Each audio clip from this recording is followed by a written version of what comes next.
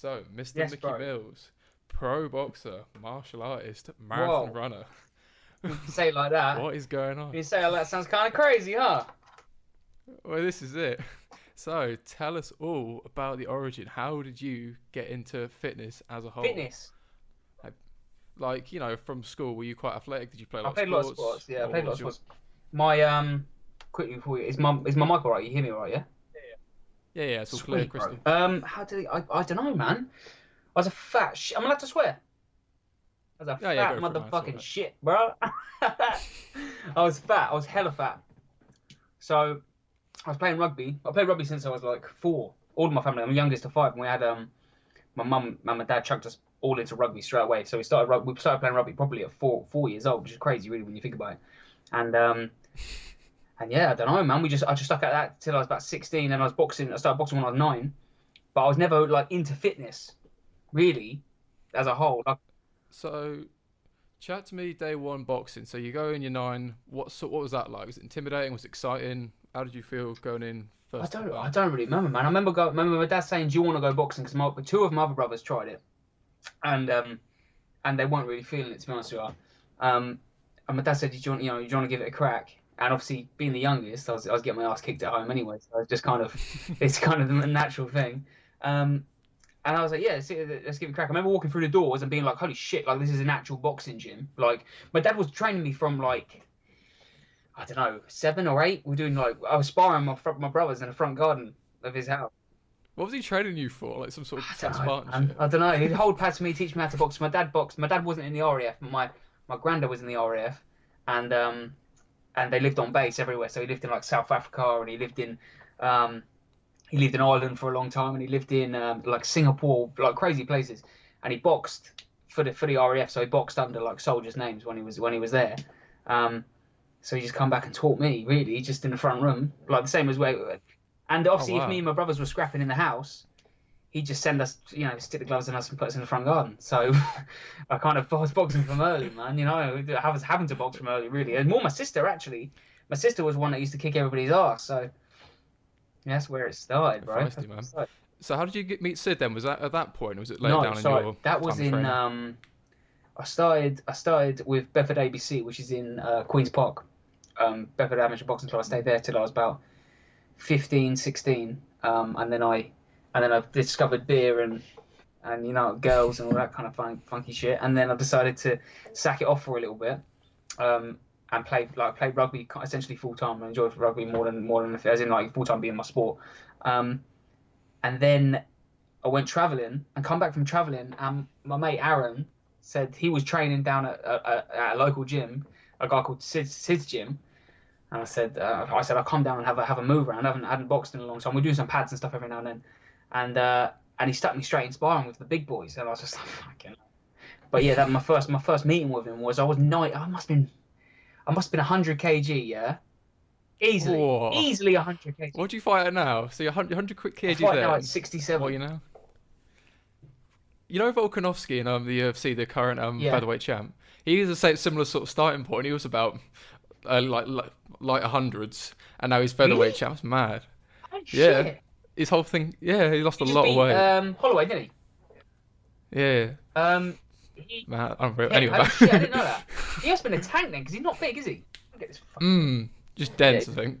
That's the thing with a lot of featherweights. You get a lot of short, stocky sort of guys who like lose a lot of weight. I understand the featherweights and the weight divisions in UFC, especially MMA, they're separate from boxing. So if you say you're a welterweight in boxing, that don't mean you're a welterweight in MMA. They're completely no, different. not at all. So this is another point I want to sort of get to you with because you've done a different martial arts. So you've done your boxing, you've done a bit of wrestling. I remember that. The jiu-jitsu and a few other sort of sports. What sort of rule set do you favour? Like, sort of, do you prefer 1 5-minute match? Do you prefer different rounds? How would you like a match broken out? In terms of what? In terms of my strengths, I'd prefer 40 minutes straight, man. 40 minutes straight, because old school UFC days. You know what I mean? Just go at it until someone taps or someone gets knocked out. That would be ideal, because I feel that fitness in terms of like your stamina, in terms of your actual fitness, your fight fitness, is loads of different things, loads of variables, but also like how fast you can recover. So a lot of these lads, like, they'll be fucked for the last 45 seconds of a round. They'll go back to the corner for a minute and they'll be fresh to go again. You know what I mean? They're fully recovered. Whereas I feel like 40 minutes of just straight work really shows who's actually fit. You know what I mean? Who can actually fight. Well, this is sort of my point with it as well, because where you see in certain fights that sort of saved by the bell moment where someone's so close to being stopped, then the bell goes and they go back to the corners and reset. Now, that is always a bit controversial. Like, if it went a bit longer, if it was a bit this, that, and the other, it is definitely a bit on the edge. But now here's my next question on top of that, saying that kind of worked for 40 minutes. So you and Sid, what's this punch-a-thon I've been seeing all about? Talk to us about it. So we're raising money for, obviously, the NHS charities, which is like a group of charities helping the kind of frontline workers and key workers, essentially. But it was his wife's idea. She's like, I've got this idea. Like, why don't you two punch for an hour? And I said, I could fuck that guy up. If we were punching for an hour, I'd fuck him up. And he was like, no, you wouldn't. Ooh. No, you wouldn't. And I was like, no, I would. Fighting words. No, I 100% would. But he's, you know what, in terms of being old school, that guy is old school.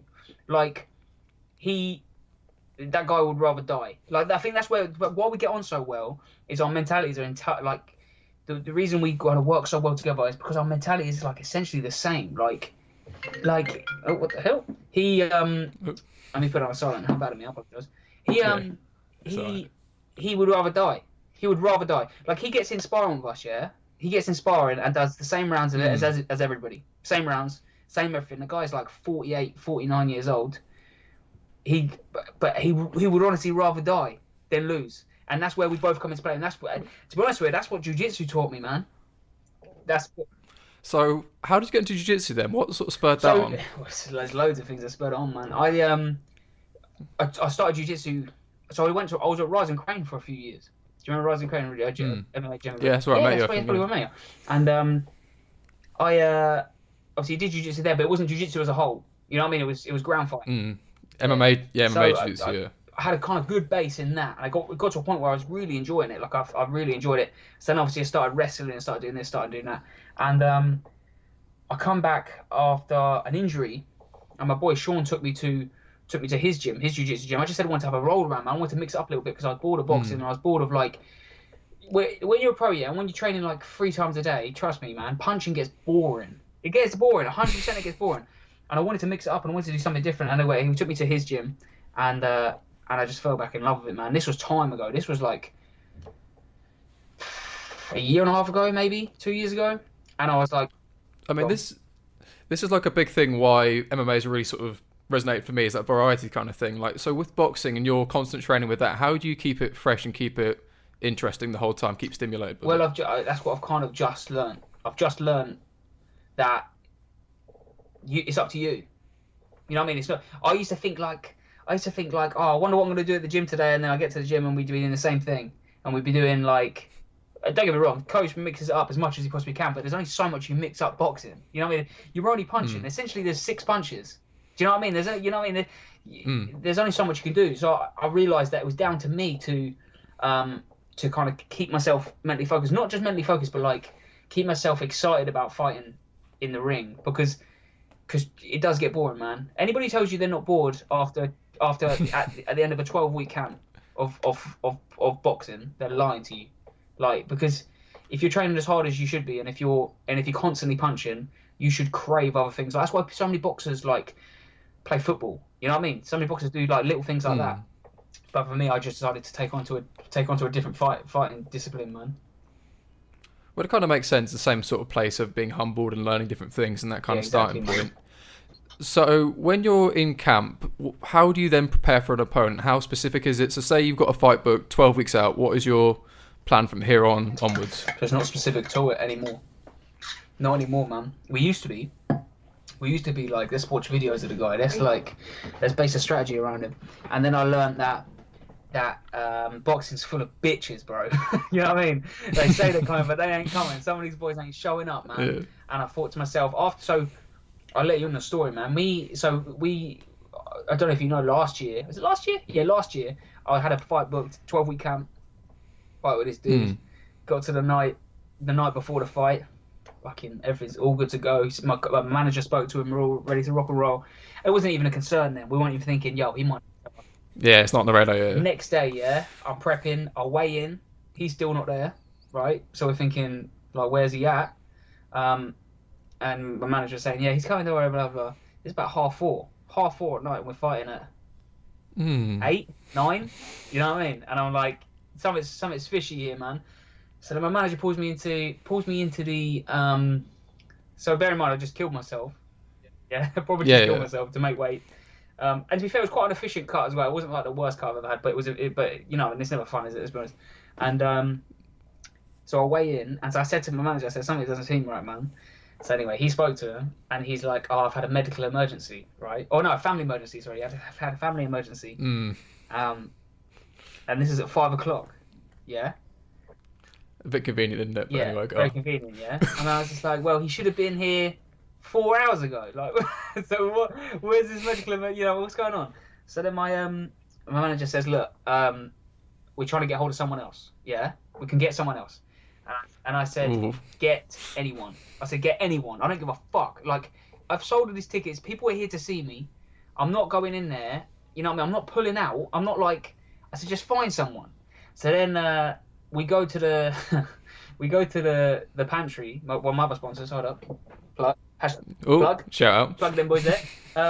We go to the pantry. Sitting in the pantry, yeah, and he says, I'm going to call you by 5:30 or something like that. By 6:00, 5:30, 6 o'clock. To let you know what the crack is, right? Because they can't get hold of this guy. They can get hold of the manager, but they can't get hold of the boy, right? And I think it was a couple of weight divisions, big higher than me as well.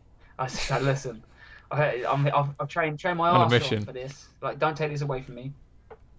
But before this, yeah, when I get the call, so rewind a couple of hours, yeah, I get the call to say, yeah, he's had a medical emergency, bruv. Listen, when I say mental breakdown, yeah, a mental breakdown, I was sobbing. Like, we're talking crying your goddamn eyes out, yeah, in this hotel room. Really? And he said, you know, Sonny, my coach, yeah, he obviously does the cut for me, does all my nutrition, all that kind of stuff. Sit in this room, crying my eyes out, man. Crying my eyes out. Now, imagine that, yeah, imagine that feeling, and then, you know, in a few hours' time, you've then got to click yourself back in, you've got to go and scrap someone. You know what I mean? I was fucking all over the place. Oh, that's horrible. I was all over the place. So then I said, listen, just get me anybody. And then he gives me this hope that it might be, yeah, we might be able to get you someone. And anyway, fast forward back to where we were. I'm sitting in the restaurant, and I get a call, bang on 6 o'clock, yeah. And I'm like, this is it, yeah, we're good to go. Answer it, and he's like, no, man, he's not answering. Come back to the thing. We'll have a chat. And I'm like, I'm supposed to be finding 2 hours. Like, what do you expect? You know, we're talking 12-week camp. We're talking $6,000 tickets sold. Yeah, we're talking like. Whoa, enough for like me to be like, what the fuck is going on, bro? You know what I mean? We go back to the thing, and he goes, fair play to Merv, my manager. He tried everything, man. He was plugging people from everywhere, and he said the only thing we can do is we can do an exhibition, right? And he goes, that basically means you can fight anybody, yeah. Yeah. But it doesn't go on your record. But you obviously still get paid. Obviously, in professional boxing, money comes from your ticket sales when you're at this level. So you still get your money, which is, I suppose, maybe like, I don't know, $2,000 or something like that. And I was like, but it doesn't go on my record. And I could be fighting some fucking nobody. So I had to fight with do I fight, do I not fight? And to be fair, I say I had to fight with it. It was an immediate thing. I was like, man, I'm not doing that, man. I'm not mugging these people off. I'm not like going in there, hey, there's a fucking fight. And then taking all their money and saying, oh yeah, by the way, didn't count. Do you know what? Imagine that. So yeah, it's just a bit. I said, no, man. I said, I'm not fucking doing that. And he was like, I just like, yeah, of course he was. He was like, yeah, I mean, completely understand, but that's our only option. I said, nah. I'd rather say no to the money, be broke again for another fucking 12 weeks. You know what I mean? Not mug these people off, and then and actually have a real fight at the end of it, then mug these people off. So yeah, I ended up going through all that and then turning down a fight at the end of it. It's crazy. I mean, that whole sort of situation, the whole emotional roller coaster, sort of word go, you're like, okay, this is all my eggs in this one basket. Like, for people who haven't been in a fight camp, it's not just, oh, you're just going to the gym as normal. No, it's everything outside of that. It's, am I doing enough? Is that whole mental back and forth of, am I pushing too hard? Am I pushing hard enough? What are they doing? All this kind of stuff.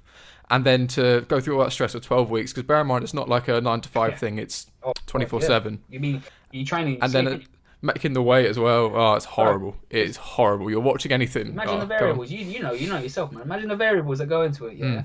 And then imagine having that stripped away from you, and then giving you a little bit, and then stripped away from you again, and then give it, and then you know what I mean. All we're Just talking rip within a the window plaster off. Just be done we're with talking it. a window of maybe 3 hours. All that took place.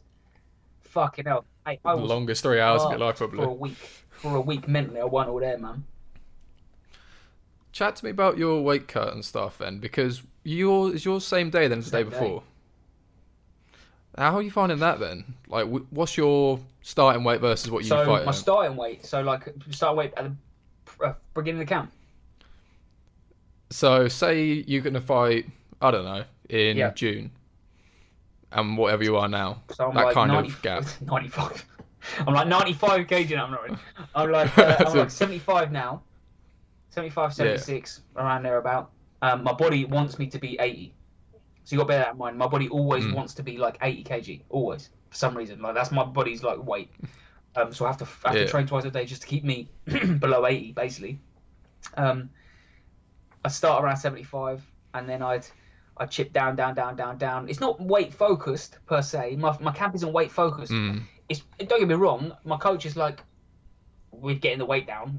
He's training me to get the weight down. Of course he is. But I've never missed weight, and I never will miss weight. But we get down to 69-ish. Now we do. Before we got down to like 70, 71, and then we water loaded the last 2 kg the night before. Obviously the week before, sorry. Then me personally, I just choose to stick a sweatsuit on, hit the pads for a bit the night before. Even though I'm empty, I like to just loosen up a little bit, man, because I find like the last time I didn't do that, I just felt like I was a little bit like fucking robotic a little bit. You know what I mean? So me and Sonny, we fucking mix it up a little bit on the pads the night before, and then he essentially tucks me in, puts me to bed. You know what I mean?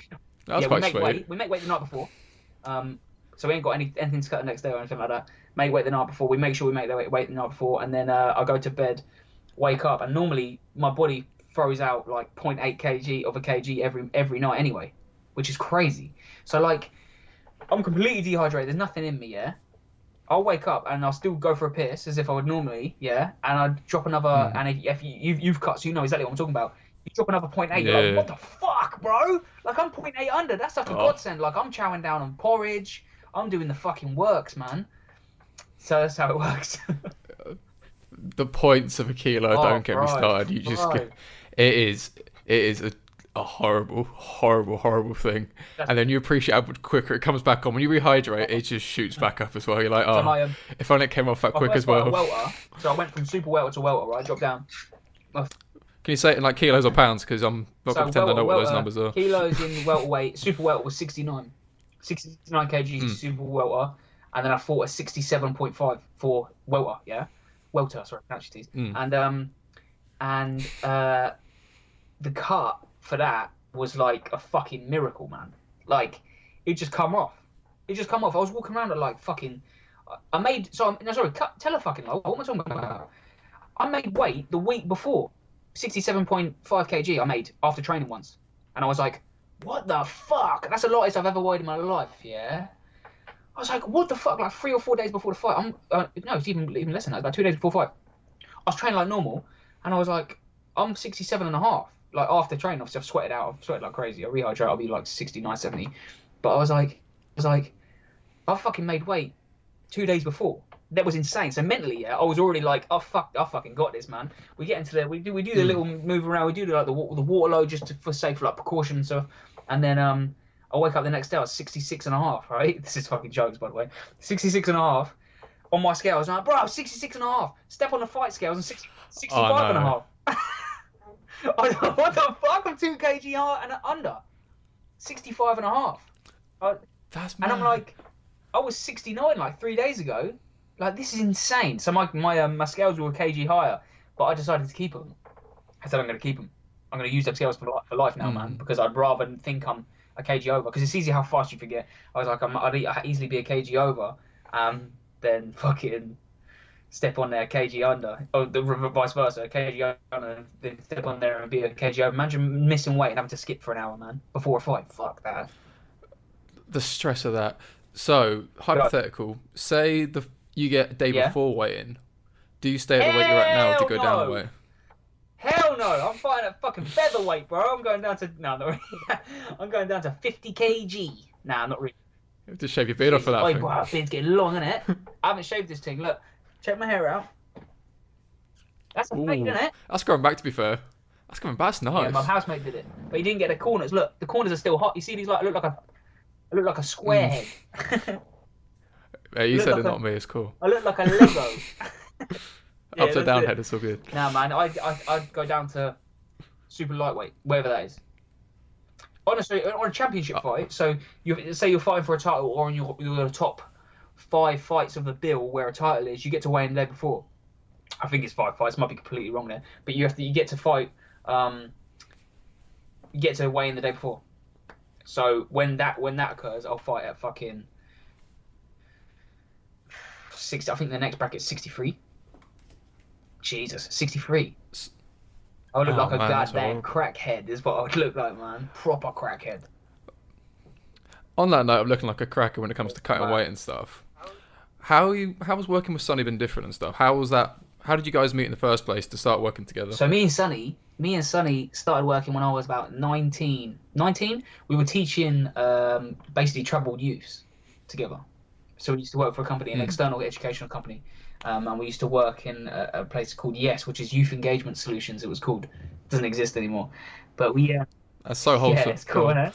And it was a classroom in the middle of town above a travel agent's.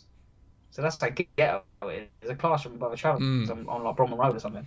And we met there. I still remember the first day I met him, man. I was just some kind of. I didn't know where I was going. You know what I mean? I didn't know where I was going when I first met him. I didn't know what was going on. I had a lot of shit going on at home. I didn't know what the fuck I was doing in my life, man. I just took this job on a whim. And yeah, he was cool, man. He fucking took me under his wing, taught me everything. Taught me everything about education, number one, as in like how to teach. So I ended up being like one of my main jobs for a long time of my life so far has been teaching. I've been teaching a lot of different, like in schools and all sorts of shit. And he taught me essentially how to teach. And he just happened to be a sports therapist. He was training. He'd just done his sports therapist degree, and he was training for his masters in sports therapy. And I said, I'd love to learn how to do that. You know what I mean? Thinking, I want to do that as well. And I used to go to, like, he used to be mobile, so we used to jump in his little fucking 500. No, it wasn't 500. It was like a Corsa or some shit. Oh. Take his mattress, his bed. You know what I mean? He had beds with holes in it. Man in the van with his bed in the back. Yeah, literally. Go to his houses and perform fucking massages and shit. And he'd teach me all about it. Like, it was more like the anatomy he would teach me more than anything. You know what I mean? But it was just cool, man. He took me under the wing. And then we've stayed best mates since, man. Ever since. So he obviously he come on board. He's been on board since the beginning without even realising it. You know what I mean? He's been on board like the end of the phone and advice on everything since the beginning. And then he come up to me and said, I want to do your weight cut. Basically, that was how it worked. This was only a few years ago. He was like, I want to do your weight cut. And I said, all right. Because he's the type of guy, yeah, he'll go and he'll think of something, yeah. He'll have something in his head, and I swear to God, this is how he works. He'll have something in his head, and my guy will go and research for 8 hours straight. Like, he will not leave the computer. He'll just research until it's filled up, until the bar is in his head filled up with information, and then it stays there. He's the smartest dude I've ever fucking met. Unbelievable, man. I mean, that's the guy you want working with you, don't you? Someone who can take it seriously and actually 100% focus, because you don't want people to sort of wishy-washy with things who are going to like do a bit of it and then come back to it later. But no, that kind of like straight dedication, man. That must have given you a lot of confidence. Yeah, 100%. And the fact that he can tell me, so he was like at the beginning, he was saying at the beginning, like, we're just gaining data. Everything we need is just data, as much data on you as possible. And now, so after 2 years or so, he's like, I tell him what weight I am, and he says, you're going to be this weight in 2 days, or this weight in 5 days, or you're going to be here in a few days, you're going to peak, you're going to spike in a few days, don't freak out. You know what I mean? You're going to drop in 2 weeks, don't freak, that kind of thing. And he's always been right. He's never been wrong once, which kills me to say it. Kills me to say for someone's right all the time. He's right all the time, and that's what you want. You'd be the exact same, right? You've got a nutritionist, you've got people who look after that kind of stuff, right? And that's what you want, right? As a fighter, that's what you want. You want someone who's going to say, you don't want someone who's going to be like, yeah, I think you're doing this right. I need you to... A roundabout, yeah. I don't deal with that kind of shit. Because there's only, in my kind of, the way I work, yeah, there's only two... Oh, I just realised there's a dog hair. Yuck. Let me get rid of that. My mentality, yeah, is... If you're in my team, yeah, if you're part of the select circle that can fucking tell me what to do, that's who I'm going to listen to, that's it. You know what I mean? If you say, go for a 10-mile run tomorrow, if you're my coach and you say, go for a 10-mile run tomorrow, you haven't got a question whether I've done it or not. I'm that guy. I'm that type of guy. But on the flip of that, if you're not in my circle, or if you're not someone who I respect like that, I can't deal with people telling me what to do if they're fucking. Yeah. That's where like the kid in me comes out. I'm like, fuck you. You know what I mean? You know what I mean? Unless he's son of your coach, he doesn't have all my misses, obviously. Fucking hell, all my misses. Shit. But yeah, that's the way it works. So that's why I gravitated towards Sonny and Sid, and they work so closely together, just to make sure that I'm doing the right thing. But what I just said there, as like you tell me to do something, I go and do it. On the flip of that, yeah, I will push myself to the limit every single training session, which is not good, which I've learned is not good at all, right? So the biggest part of their job, honestly, is reining me in. Is Sonny reining Sid in by saying, we need him at this peak, here. We ain't got to push him this hard. Don't let him go too crazy. But Sid's the same as me. He wants to push, you know what I mean? He wants to push himself as well. So it's kind of like there's cogs that go behind me fighting in terms of like these guys that so many people don't see, and it's like normally just trying to stop me from fucking burning out, bro. Because I just want to, like I say, I'll just wake up one day and be like, I want to run a marathon tomorrow. Now that is something I want to get onto. Running the marathon. Man. What was it? The David Goggins in you or something that inspired you to thought? Do you know what? No, bro. Just do it. I'll be honest with you. I see man running marathons, and I was like, it's not that hard. I was like, people making these big deals, right? And it is a big deal. Don't get me wrong, right? Please don't get me wrong. If you run a marathon, that's awesome. That's awesome, and that's an awesome feat, right? But I see people running half marathons, and then like, I don't know, man. I was getting sick of people being like, people who run marathons more than once or 10 times. You know what I mean? We're making these big deals about this thing, and I'm just thinking, unless you're beating your time, I understand it's completely selective. Trying to dodge some bullets here, man. Covering your bases. Fucking hell. I understand there's so much that goes into it, and please don't get me wrong. Yeah, I'm not pulling anything away from anybody running a marathon. It's a fucking feat. 100% it's a feat. But I look at it and I thought, I could do that. And there's people. In fact, it kind of ties into what you were saying. That video you put up the other day about, was it constructive, like, that was fucking comparison. Sick. That was to the fucking T, man. That was to the T. No, honestly, that was fucking dope. Like, you might look at someone else's 5K time and be like, "Oh, I'm not doing it fast enough." But you're not doing what they're doing. You know what I mean? So yeah, exactly. in that sense, I should probably have seen that video when I did that, because I would have been like, "Fuck this shit. Maybe I shouldn't run a marathon." But no, I don't get me wrong. I admire anybody who does that kind of shit. That's legit. But I was just thinking like to myself. Besides covering your bases, I was like, fuck that shit, I could do it, right? So I woke up one day, I went to the gym and I ran 15, I think, or 14 on the treadmill just to see how it would feel. And then I thought to myself, I mean, it was okay on the treadmill, and I was thinking, but it's completely different when you're out road running. So then I posted a video. I remember sitting in my car posting this video, thinking, I'm just gonna do it. As soon as I press post, I got to do it. You know what I mean? So I was kind of forcing myself to do it. So yeah, I woke up the next day and I was just like, fuck, it looks like I am doing it. So that following Saturday, I ran it. But I just like, I felt, I got to the point where I was like, so many people were doing it. No, that's exactly what, now it's just clicked in my head. So many people were doing it. It can't be that hard. That's how I thought. And I was wrong. I was 100% wrong. I mean, everything's relative anyway. So talk me through the mental side of this. So you get your initial sort of spark of interest of, this is something I want to do. This is my current focus. Then what? So was it a constant thing? Was there a lot of doubt? Or was it just the same kind of constant confidence? I'm one of those guys that is just like, I just wake up one morning and want to do something completely different. It's exhausting for me, man. It's exhausting for me. Can't imagine being my missus when she's like, "Are you being fucking serious? Like, tomorrow I want to be an astronaut." You know what I mean? I'm like, I'm off my fucking head sometimes. But I just thought to myself, you know, what's the worst could happen if I don't do it? The way I said it to my missus as well, I said, because she was like, "Why the fuck do you want to do this? Like, what the hell are you talking about?" I said, if I get injured, on mile 6, I'm running 20 miles. I'm walking 20 miles. Like, that's how my mentality was. But it was more like, it wasn't like a spur of confidence or anything like that. I just wanted to give it a crack, man. I just wanted to give it a crack, and I wanted to see how hard it really was, and whether people saying how hard it was were talking shit or whether they weren't. Turns out they weren't. It's tough as fuck.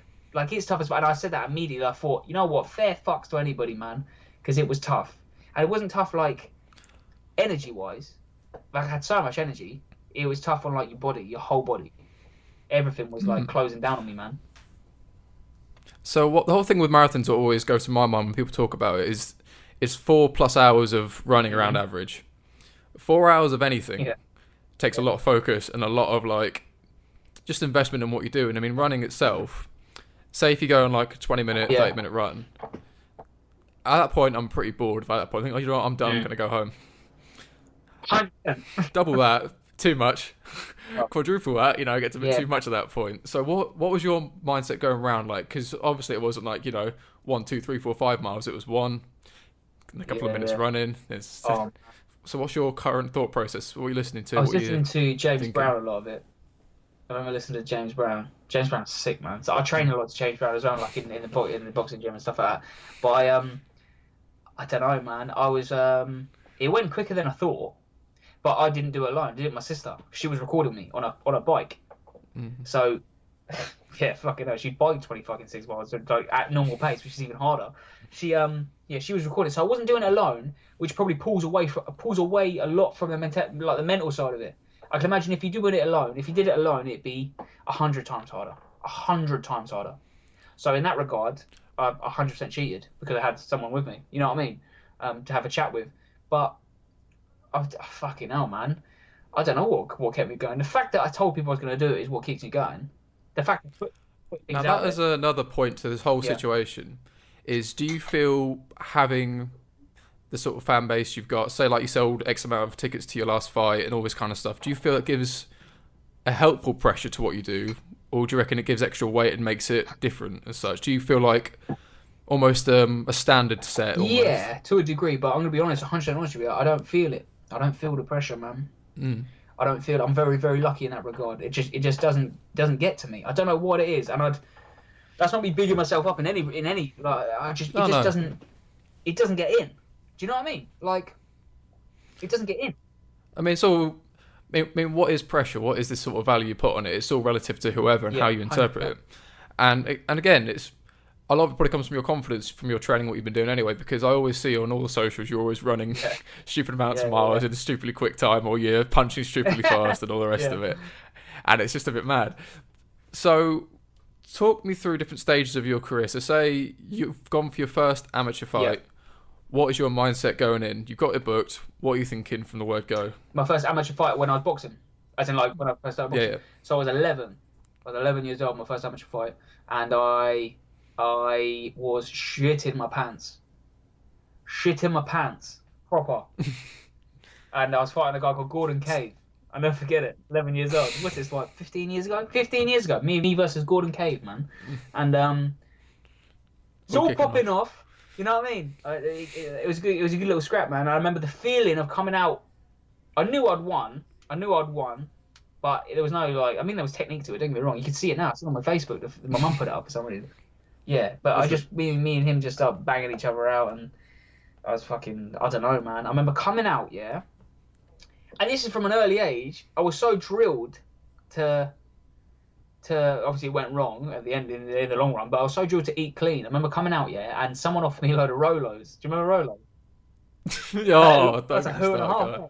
I had 11 Rolos. I had a load of Rolos, My guy said, hey, look, bro, here's some Rolos. So you'd get a ticket like you would at like a rugby game or something. You'd get a ticket, and you'd go and get like some food after your fight, right? And I went up and I said, here's, and he goes, here's some Rolos. And my coach, Donna was my coach. Donna and Carl Hazelwood. Donna was there, and I was like, no Rolos. Because I was so conditioned just to like turn them away. I started boxing when I was 9, so it's been like a couple of years. And she was like, no, you can have some Rolos. And I was like, oh shit. And that kind of thing clicked in my head where I was like, I haven't got to be like this all the time, kind of thing. You know what I mean? But I remember coming out of the fight and being like, this is awesome. Going to see my whole family, and they were going mad. You know what I mean? They're crazy off it. My sister was fucking screaming her head off. And I remember thinking, okay, I want to do this. And but I lost a lot of amateur fights. No, fucking hell. I lost like 10 amateur fights. I lost 10 and won 2 or something. Yeah. Really? Yeah. It taught me defeat, man. Taught me to accept defeat openly and not let it bother me, and it hasn't bothered me ever since. Like the thought of losing doesn't even. I couldn't care less. I couldn't care less. Honestly. That must give you a lot of freedom, if anything else, to know that it's not the end of the world. I realised that how many people are so fearful of loss, fear, they're scared to lose, man. Like, my thought, yeah, and this is, like, I've been saying this since day one, like, I'd rather lose a good fight than win a shit one, honestly. And I don't give a fuck about the undefeated record, none of that shit. I couldn't give a fuck. Records for DJs, aren't they? I couldn't give a fuck. Like, if you're that orientated about being undefeated, you've never had a hard fight. You know what I mean? When you've had a really fucking solid scrap, and you come out at the end of it, and you think, I've given that 100% my all, yeah, something in your head says, if I lose, I lose. If I win, I win. You know what I mean? I'm giving it everything. I'd rather die.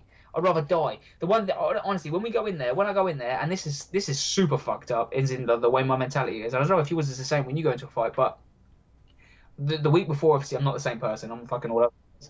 But I'm like saying bye to people as if I'm gonna die, and I've had this.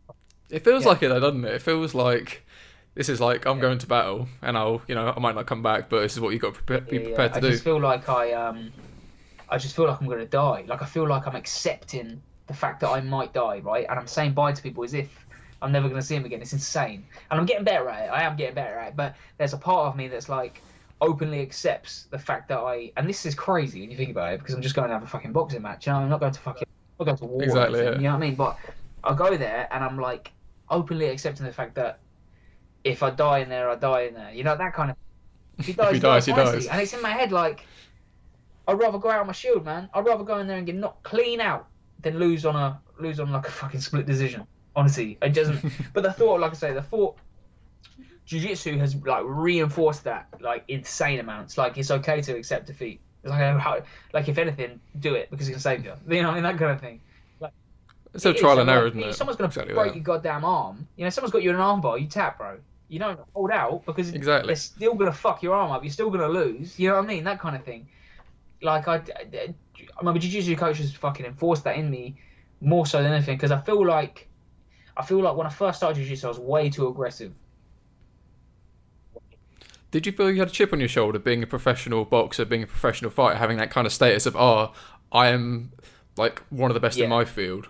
So coming in here, I have to prove something. I can't be another example of, I'm just getting schooled by these jiu-jitsu guys. I am. I feel like there was something, there was a degree there. There was a degree of it there. I think because I had a kind of a history in jiu-jitsu to a degree, I felt like I understood it a lot more.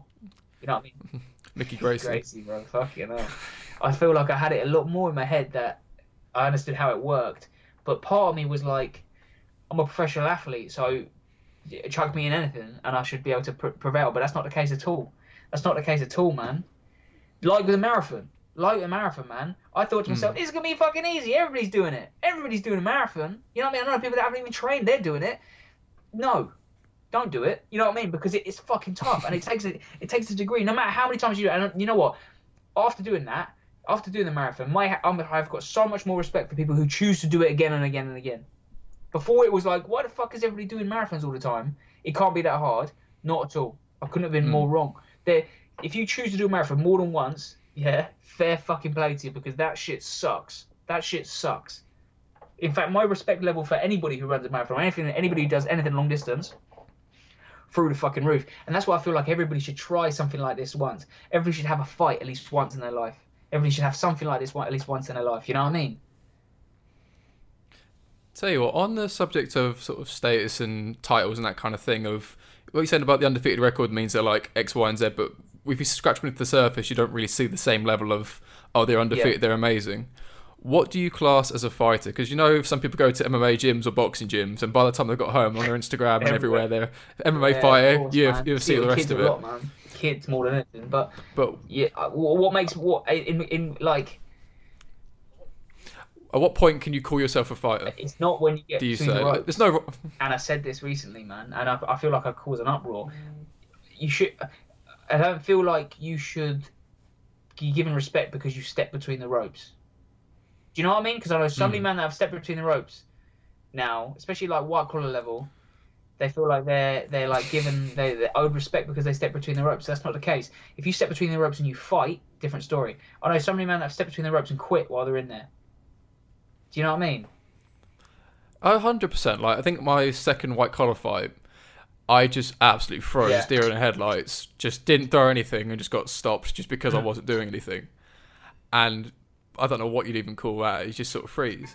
And at that point, if someone does the same sort of thing, what does that class as? It means you've gone through the motions. To that, that's a different story. I feel like that's a completely different story. I know people that, I mean, like, but you didn't go in there and you quit, right? There's a difference. Like, I know people that have gone in there, got hit a few times, be like, I'm not doing this. I quit. I've hurt my knee. I got to stop. I've hurt my head. My shoulder hurts. I got to stop. And that happens a lot. And I feel like if you go into the ring and expect respect because you've got in there, if you get in there and you fight and you show, I don't know how to word it properly, but if you go in there and you want to fight and you want to box and you want to do this, fair play. But too many men, like especially at this white collar level, they get in there and they expect like the respect of a boxer after post fight, and that's not the case. I've seen too many people walk in there. Before it would have been. Before I would have seen people be like, "Oh, you had a boxing match? Hey, bro, thumbs up." But it's not. In fact, it still is like that. But it's also the fact that too many people go in there and expect like this like degree of, "Oh, I'm a boxer." Accolation, that status, that title. No, not at all. You're a boxer if you're disciplined in life. You know what I mean? You're the same. Boxer and martial artist to me mentally mean the exact same thing because they carry the same kind of 100%. background. You know what I mean? If you're disciplined in life and if you're I don't know how to word it, man. I don't know how to word it. Well, it's not just like the initial. You're fighting, you're doing these drills, you're following this routine, you're keeping that discipline. And now, outside of camp or during camp, what's your sort of like vices? What's your treat? What's something you crave? Like say, like chocolate or something you can't go without. Something you've got to like. I'm a cake boy. Go on. Talk to me. Cake and any kind of takeaway. Because I starved myself with takeaway food. None of the bad, blah blah blah. Right. As soon as it's over, as soon as that fight's over, bro, I'll walk you through it. Let me get you through it, right? Fight's over. Okay, here we go. Car, I drive home, or I drive to the hotel, or I walk to the hotel. You know, I'll go to the hotel, right? Get to the hotel. We're talking room service, yeah? Off the cuff, room service. We're talking pizza, cakes. There's a bag, yeah? My missus brings a bag to the hotel room, because I don't see her before a fight, yeah? I see her at the hotel room after. She brings a bag of food. Bag. It is filled with Krispy Kremes, donuts. We're talking cinnamon buns, hair and shares. We all sorts of shit, right? I fill myself up till I'm sick. Seriously, I've actually done that. I've literally finished the fight, eaten so much I've just been spewing. Like, because just going for it, man. I wake up the next day. I drive straight to MK. Yeah? Oh, so after you've already eaten this and you've thrown up or whatever else, you'll then go straight in the car? Okay. Can't sleep. There's one night a year, or a few nights a year I can't sleep, and that's the night after a fight. The night of a fight, post-fight. Nothing. Can't sleep, man. And normally I sleep like a goddamn baby. Like I go to sleep at 10 o'clock, I'll wake up and it's 6:30. Like that's the way it works for me for some reason. Very, very lucky, touch wood. But I can't sleep that night, man. I can't.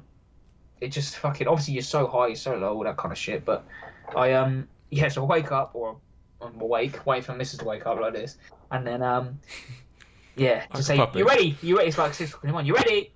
And then I go. I drive to MK. 5 Guys straight away, bro. What's your toppings go? G's on that bad boy. What's your toppings go? What's your story going? Double meat, double patty. I'll go onions, lettuce, mayo, and then I go chips. Obviously, because you get enough chips. Cajun or normal? Cajun or normal? No, both. Missus gets one, I get the other. Both. I hammer that bad boy. Yeah. Pro life, here we are. Go ham on it. I never normally eat a burger on my hands, bro. Get this right. I normally eat a burger knife and fork because you just savor it. Call me weird. I don't give a fuck. You know what I mean? That's how I do it. When the real defining factor in this is when you eat with a knife and fork, do you keep it as a stack as a burger, or do you break down individual bits? This is the hard hitting questions, right? Here's what you get. I take the top of the burger. This is off, the real question. The top bun of the burger off. I create a chip butty with it. Yeah. Ooh. Right? Hear me out. And then what I do? It's Friday night, go on. I'm going to have this now. chip butty, dip that bad boy in some luscious mayo. You know what I mean? Maybe some barbecue sauce, and then I eat knife and fork because I'm sophisticated. I'm not a fucking animal. That's it. Yeah, You're raised properly. But then I'll eat chicken to the goddamn bone. Like I'll be licking my fingers and all sorts. So, but yeah, Five Guys, and then there's this cake stand in MK. I don't know if you've seen it, but they do massive slices of cake. Massive. Oh, yeah, the huge weight. Yeah. Red velvet, size of my head. It's like this big, bro. And then and then I smash that, and then I go home, and then I buy everybody a Chinese in my house. That's like our celebration. Now, this is the real question. Chinese order. What is your Chinese order? Man, I'm starting to go off Chinese a little bit, right? And my missus is gonna hate me for this, but she fucking loves Chinese so much. Like, it's all she wants. It's all she wants. Chinese. And I say, bruv, I'm bored of it. You know what I mean? I'm bored of it. Now, she's gonna stab me when she sees this, bro. If I start talking shit about Chinese, she'll gun ho. You know what I mean? I said I'd have sweet and sour chicken balls. I'll have classic, right? Sweet and sour chicken balls, spare ribs barbecue sauce, crispy chili beef, chicken chow mein. About it. Just chuck that bad boy on a plate. Go for it, man. Yeah, man. Decent. What about you? So, see, I like a lot of like prawns and stuff, like the same sort of chicken balls, like prawn balls and stuff. Man, prawns, special. Oh, bruv, you don't know. You know why? You got a wonton soup as well. Wonton soup as well. I'll tell you, you're rich.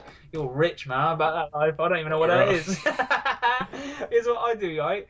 I'm not cooking it's a heavy prawns. soup. Go on. I'm not eating prawns anywhere because you know what it is. If you get them wrong, you're fucked. I live life on the edge. That's what we do. That's on a knife's edge, man. You don't know if you're waking up in the middle of the night spewing herb. You know what I mean?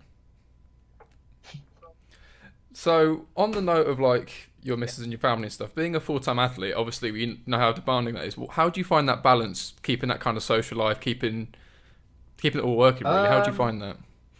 I don't. I'm gonna be honest with you, man. I don't. It's fucking tough because, see, this is a conversation I was having today, yeah. And I was talking to my team about what this year has in store.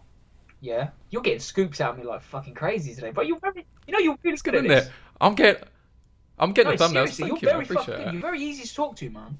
Like I spoke to people that are like so it's like you're trying to force shit out of yourself just to give them something, but no, you're very organic, man. I like it. Oh, I'm blushing. I said to my team today, I said to Sonny and Sonny said, I said, when this is all over, yeah, well, this COVID, the corona thing, when this is all over,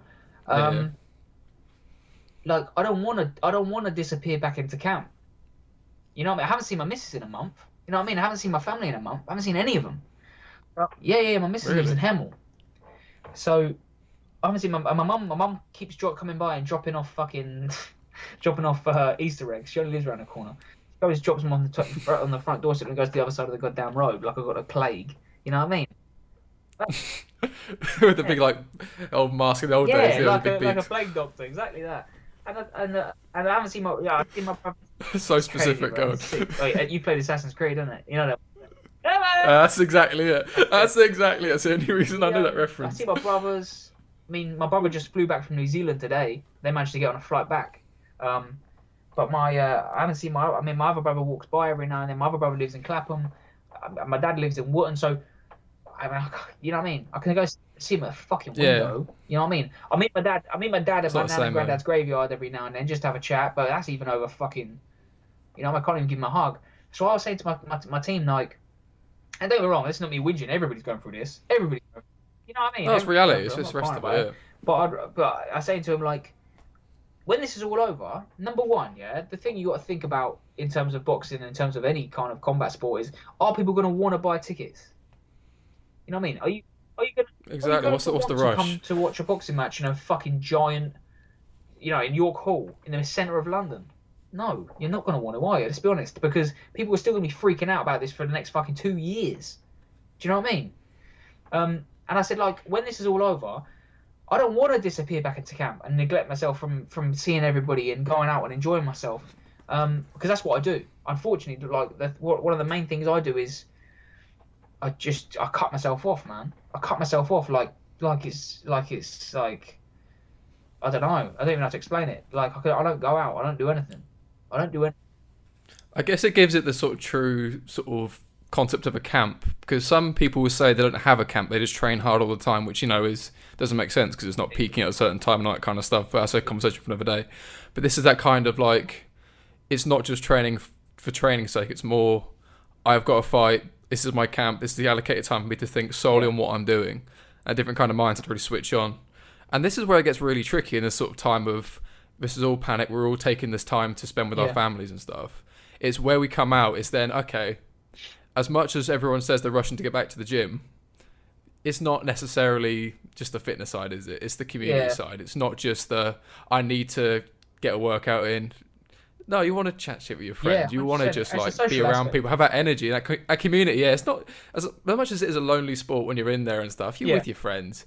These people you bleed with, these are people it's as honest as it's going to be. There's no like, oh, I could do this or you can do that. This is why I love these sort of sports, and this is why I love what we do, is because there's no bullshit. If you go on social media and you'll get, everyone's a savage, everyone's X, Y, and Z. But when it comes to people you train with, there's no lies. It's simple as, what happened in sparring? Did you win? Yes or no?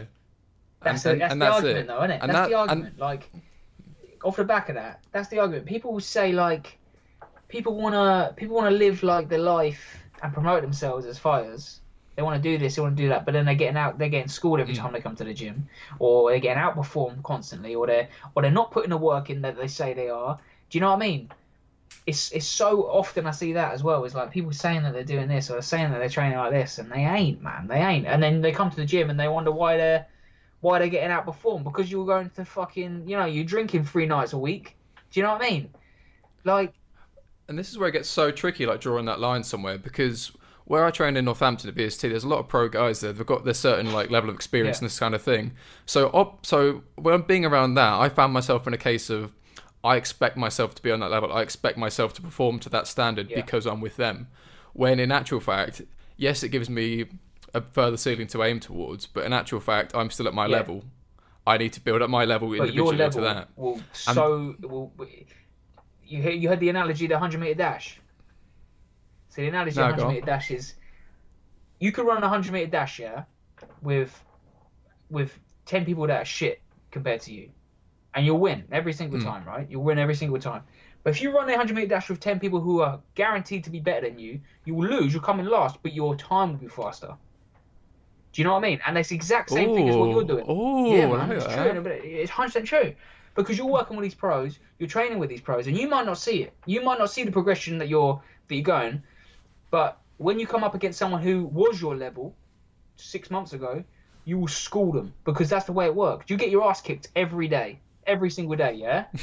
That's how you get your lovely cauliflower ears and, what I mean? black and blue eyes. I know the feeling. I know the feeling of getting my ass kicked in sparring. I know the feeling of feeling like you're not good enough. You know what I mean? I know the feeling of crying on a fucking train after a sparring session that I went to on my own. Do you know what I mean? Because I got my ass kicked and I thought maybe this isn't the job. Maybe I'm not as good as I think I am.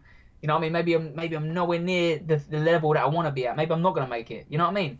But when you come back from that and you go 6 months, 6 months doing that, getting your ass kicked, getting up, doing it again, getting up, doing it again. You know what I mean? That kind of thing. And then you go and you end up in a ring with someone or in a cage with someone who is on your level or who was on your level. That's when you fucking shine, man. Is the 16 or whatever 15 minutes that you spend in the fucking ring. Do you know what I mean? I tell you what, that hit home so much. That sort of, you've just got your ass handed to you. You're crying. You're just distraught. You're like, what am I doing? That is so like real, man. I've had it so many times after sparring. You're like, okay, I'm kind of feeling it. I'm kind of not. I'm going to go and do the best I can. And you just get absolutely schooled every round. You're getting your head pinged off. You're thinking, what's going on? And afterwards, you're just like, what have I been doing the last 5-6 years? What have I been doing? You know what? Maybe I fucked up. You know what I mean? Maybe I made the wrong choice. Maybe I should have been a goddamn dancer.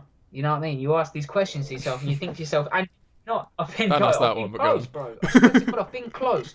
Not dancing, maybe not dancing, but I've been close where I've been like, I don't know if I want to do this anymore. Do you know what I mean? I've been there. I've been there so many fucking times. And this is the glory of fucking social media. No, you never guess it. You know what I mean? Everything's always fucking good on social media. It's all bullshit. It's all bullshit. I've been there so many times, where I woke up in the morning and I've been like, I straight up don't want to do this sport anymore. because I've just got my ass kicked, or because fucking hell, I don't know. What other variables make you not want to do this fucking sport? You know what I mean? The stress. It's hard. You're sore.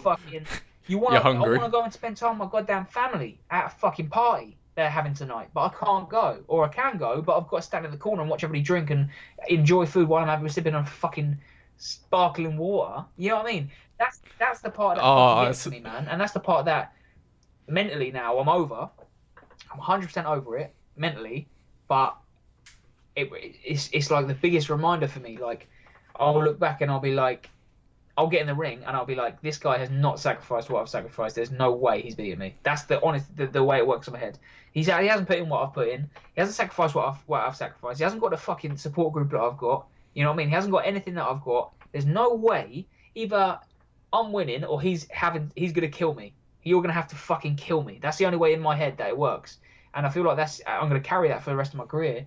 But at the same time, it's a burden as well because I've had to do that to get to there. Does that make sense?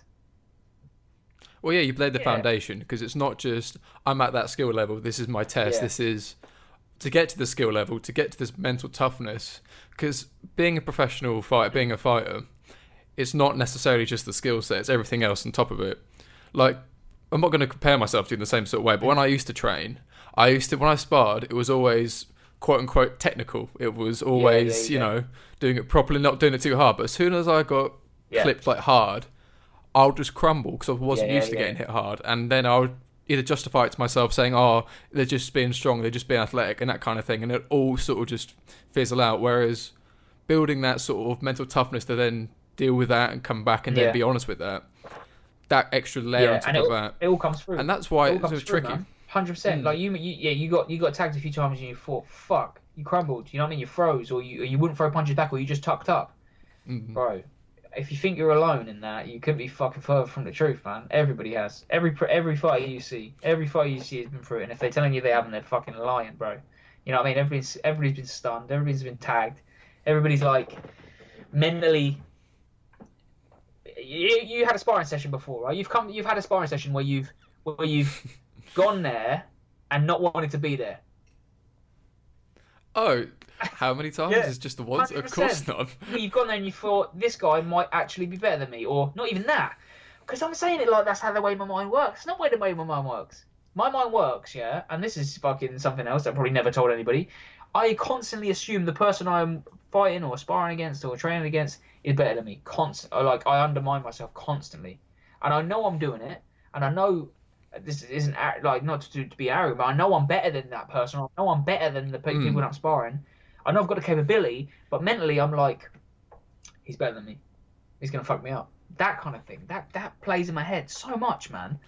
And now I'm saying out loud, it sounds insane. It sounds insane because you shouldn't be thinking that. Do you think that's your fear taking over, that I might get hit, it's gonna hurt, and then it's that sort of pathway to get back to that kind of point? I'm not smart enough to worry about getting hit and it hurting. Honestly, I haven't got that one upstairs. You know what I mean? I'd rather take a lick, and punching doesn't. I don't even know what it is, bro. I don't know what it is. It's not the thought of being punched, not the thought of being knocked out. It's the thought of me not performing. That's what it is. It's the thought of me not performing to the capability that my coach has trained me to, or that I'm working to. You know what I mean? That's all it is. With that, then, do you think it's a standard either you're setting yourself, or you think has been set for you or trying to achieve? We're all trying to fill a gap, man. All of us. This is getting a bit deep. I only meant to talk about rule changes and stuff, like philosophy. You're easy to talk to. You're like a therapist. Oh. Letting it all out. That's you got some scoops here, man. That was what I was going for exactly. Here. You need to run with this. Man, I've got the thumbnail, so that's right. Nah, we've got a few little clips. It's all good. I'll get money's worth out of you. So a question I've had for a while is, how come when you went pro, that was your decision at that time? Because when it comes to the amateurs of boxing, you can get to the Olympics, other different pathways that way. What made you make that career choice? I wasn't fighting amateur. I was fighting essentially white collar. I was fighting, like they call it, semi-pro. Like I was fighting 10 ounce gloves, no head guard for fucking 5 rounds. Basically what pros do, for 2.5 minutes or something. But it was all unlicensed, so I wasn't even in the amateurs at that point. So I didn't even compute for me, man. Didn't even compute for me, to be honest with you. My mum My mum did. She made me a T-shirt. So this must have been 2011. How long ago was that? 9 years. How old was I? I'm 26 now. Okay, Yeah, no, I was younger than that. I was way, way younger than that. I must have been fucking... That must have been the next Olympics. So when was the Olympics before 2012? I can't do maths. 2008, so yeah. So I was, how old? I can't do 14. 14. So I was even younger than that. I don't know. I remember my mum bringing in a T-shirt. She made this T-shirt for me. Yeah? And it said Micky Mills, gold medalist, 2012 Olympics. Oh, yeah, so and I remember being like, oh shit, like I could actually go to the Olympics. But obviously it didn't go out that way. Being in the Olympics has never been a thing for me, man. Never. I don't know why. It's never been that kind of like I've been like strived for that. I don't know why. Maybe I should have.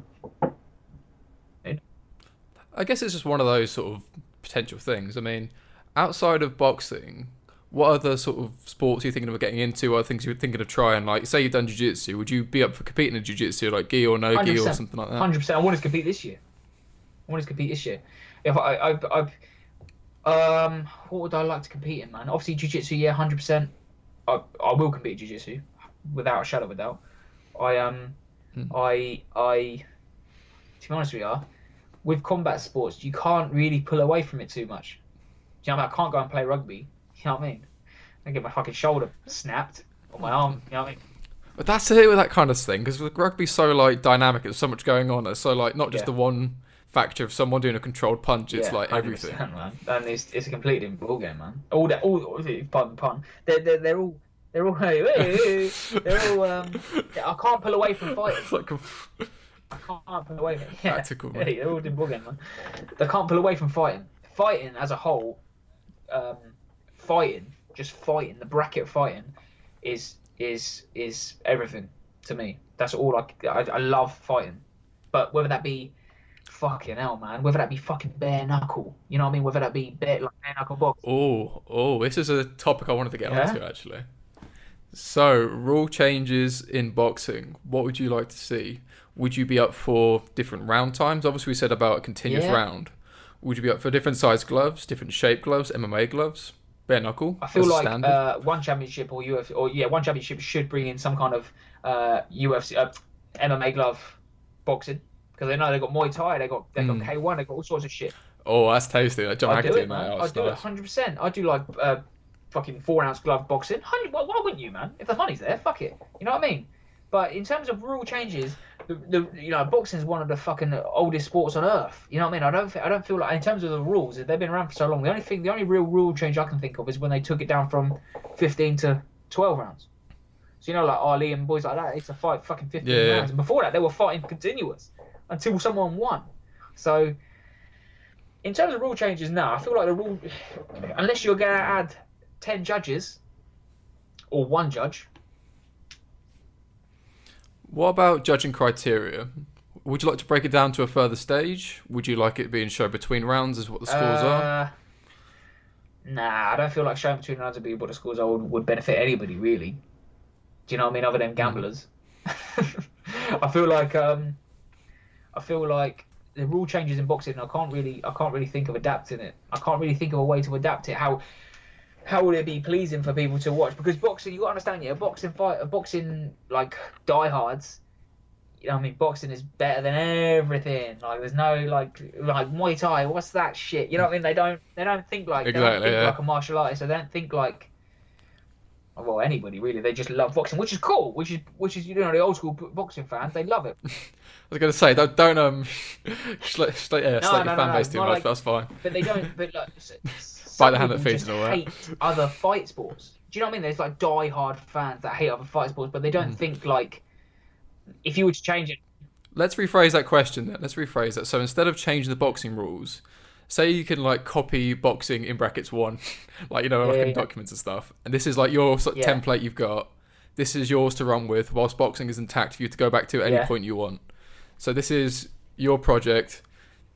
Money is regardless. This is just more concepts of things you'd like to see, that kind of thing. So gloves, ring. So do you want a ring? Do you want a cage? Do you want a fixed surface? Do you want? Yeah, playing with it. The ring works well, man. The ring works well. I'll be honest. I feel like boxing as a whole is perfect. It's not perfect, fucking hell. Don't get me wrong. The judging's fucked. But you know what? There should be. If it was, I'd scrap the judges, and I'd do it old school, the way that you do it on 4-rounders, where the ref is the judge. Would you not do an odd number? So like a 3 or a 5-rounder? Because then it's 2 each and there's draw. So. Yeah, I suppose you're right. Why do we do like that? But if you could actually change any rules in boxing, I would say judges go, ref scores it all. Honestly. And just to go through a few Instagram questions we've had. So one was about diet. So talk us through what's your usual fight camp sort of food. Like, do you have the same kind of stuff every day? Yeah. Is it mixed up quite a lot? Is it made for you? Do you make it yourself? So Go on, what's your... Hold on, the pantry again. I've got the pantry. They make me, he makes me, Vinny, the chef, unbelievable chef, bro. Michelin star soon come. He got to have one, man. He's an unbelievable chef, bro. He whips me up like 4 dishes every 2 days. So I go there on Tuesday and go there on Thursday, and he whips me up like 4 dishes. I get all sorts of crazy shit. And normally I could say, like, he said, like, do you want me to tell you what you're having? I said, no, keep it a secret. Oh, I'd love to know. Like, he puts it in a bag. I get home, I'm like, what have I got? You know what I mean? So he cooks me like halibut and like sea bass. And to be honest with you, last camp I went veggie. Oh, yeah. Was that intentional? Was that Sonny sort of? Sonny was like, he didn't really have any kind of input on it. I just said I want to give veggie a try, and I felt better. I honestly did. I felt better when I was training. I felt better in recovery. I felt better all round, really. I wouldn't say I enjoyed my food as much, but do you anyway when you're in camp? You know what I mean? Me, my boring fish and rice and veg or whatever it is every single day, and the oats and protein shake is pretty tasty to an extent for the first 17 times. But honestly, oats, as in like porridge, my favourite food of all time. I'm having it tonight. Okay, so this is more for me and whoever else is interested in this kind of thing. Talk to me about your oats. What's your porridge? It's like the meal deal question, but like, what's your porridge? All right, let me get the seatbelt on. We're ready for action. All right, let's go. So we go. So let me just quickly run you through it. We go. Obviously, porridge oats. We probably go about 80 grams of that bad boy. Coconut milk. Porridge oats. Talk to me. Is it rolled oats? Is it Quaker oats? Giant. Talk to people. The Irish Callahan's. I think it's called Callahan's Giant Oats. They're massive, giant fucking things, right? I go those bad boys. Yeah. I then go to coconut milk. Yes, you heard me right. Coconut milk. Yeah. Do the skirt. Chuck it in the microwave. Yeah. Pull it out. Peanut butter. Pull up. $2. That one. Yeah. Honey. 2 teaspoons, maybe? I don't know. Mix that bad boy. Back in. Yeah, roundabout. 30 seconds. Out. Yeah? Oh, back in. All over it. Yeah? If I'm really going for it, I'll dice some apple up. I'll chuck some apple in there as well. Do you know what I mean? But finely diced, finely diced, just enough for a crunch. And that, ladies and gentlemen... Enough for a crunch. He's got texture in it as well. What's going on with that? But with porridge, man, I don't take no prisoners. It's no joke to me. Porridge is the realest oucher. Do you know what I mean? Oh, wow! That's taking me back a bit. Trust I'm glad me. I asked that question. Try it. You have to send me that afterwards. I sort of step by step. I want to enjoy it. So I'm going to watch this back and just savor like. You might have to take out the part where I start hammering the people that running marathons to begin with. I'll leave that in and nothing else. Saying this is where Mickey wanted to start. Just to recap on that.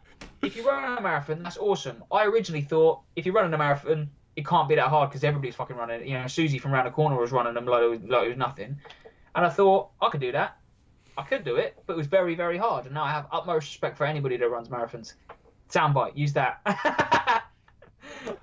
I think where these things get lost in translation sometimes is thinking that you can do it undermines what it is. I think that's where it gets a bit confused, that if I say I think I can do that, it doesn't bring that level down to me. It means it brings me up to that level. And that kind of statement. So you saying I think I can do it because someone else can, that doesn't mean it's not an achievement still. It means they've also achieved that. So I think it's where certain things get... Because a lot of when I say... Because it depends on who you're around with certain things. When I say I want to do something like, I don't know, like a Tough Mudder or a long run or whatever else, you'll get people out of genuine concern, a bit of doubt and all the rest of it say, oh no, you can't do that. And it's an interesting one because that whole conversation comes from a place of their concern for your well-being and also Not even expectation. that, And I couldn't disagree go more. on, yeah. I couldn't disagree more. People that bring that kind of shit up, yeah, that say, "Oh, are you sure you can do that kind of stuff?" It's their insecurity, not yours. It's not them concerned for your well-being. It's them. They in their head they're like, "I couldn't fucking do that," but they won't admit it, obviously, and they'll say now they're trying to project that onto you. Oh, I don't know. Could you? Do you really? The people that make that face, I hate it, bro. I've been around it for life. Oh, I that's see these so people accurate. from a mile off, man. I see them from a mile off, and they're like, "Oh, are you sure you want to do that? Like, I don't think you could do that." Nah, listen. It's their insecurity projected onto you. Now, don't get me wrong. If your mum and your dad are like, "Are you sure you want to do that?" Different story. People that you care about, I know you, different story. But for the most part, and in my experience, for the most part, it's just people that have just like who can't admit that they can't do it, so they don't want you to do it because they're doubters. You know what I mean? And they feel insecure by the fact that you're attempting new things maybe that they can't do or something along that. I don't know the fucking psychology behind it, but that's the way. In my experience, a lot of people are like that, man. Honestly. And 100%, one thing I've really noticed is something my mum was saying about rules. So say like our set of rules are different to other people's. It doesn't mean anyone's right or wrong. So saying if I want to attempt something, in my rule set I have to have done X, Y, and Z to then get to that point. Whereas, for example, your rules might be I haven't tried it before. My rules I'm going to give it as best a go as I can. Yeah. And then from there on I've got a starting point. So it's not necessarily saying, oh, anyone who's negative, sort of sack them off straight away, because there's different layers to it, different interpretations. It's maybe it's my kind of it's my like the way I think is maybe a bit too like, oh, you're gonna get out. You know what I mean? Maybe that's 100% true. Sometimes I am a bit like that, but I just feel like some people just don't like you to do things well. Do you know what I mean? Like, I feel like that's definitely an aspect. Don't get me wrong. First things first, there is no right or wrong. This is all interpretation. And you're not wrong. There are certainly people like that who are going to be just a bit negative and a bit like, oh, why would you do that? Why would you not do what's comfortable? Why would you not do what's easy? Why would you not do what you know is safe you can do? And, you know, they can live their lives and be happy doing what they're doing. And I'd rather try something out of my current remit, come up short, and then try it again and do it better. Whether 100%. I can do it that time or not. I mean, I lost my first amateur fight. I thought this was my opportunity to really shine. I lost. I got a fight of the night. It was all right. Cried my eyes out afterwards. Devastated. And then afterwards, took a while to get back. Next fight, I got knocked out in the first round.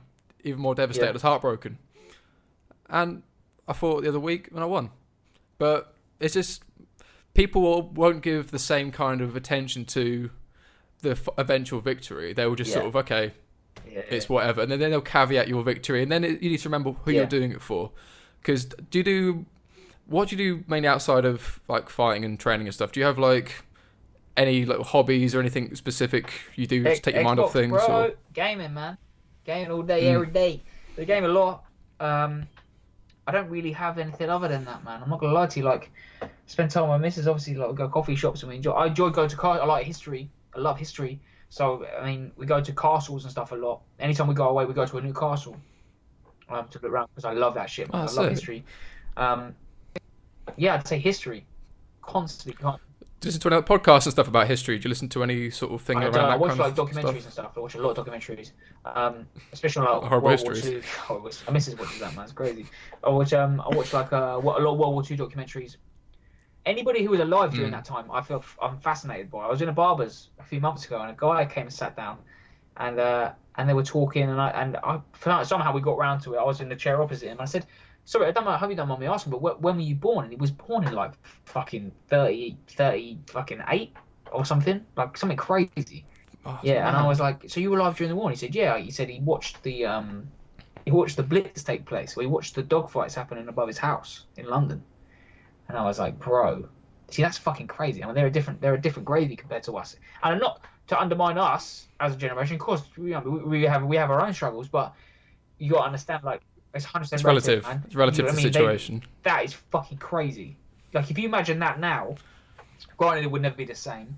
You know what I mean? We have the technology we have now and all that kind of crazy shit, but like, imagine that, bro. Imagine a world fucking war taking place.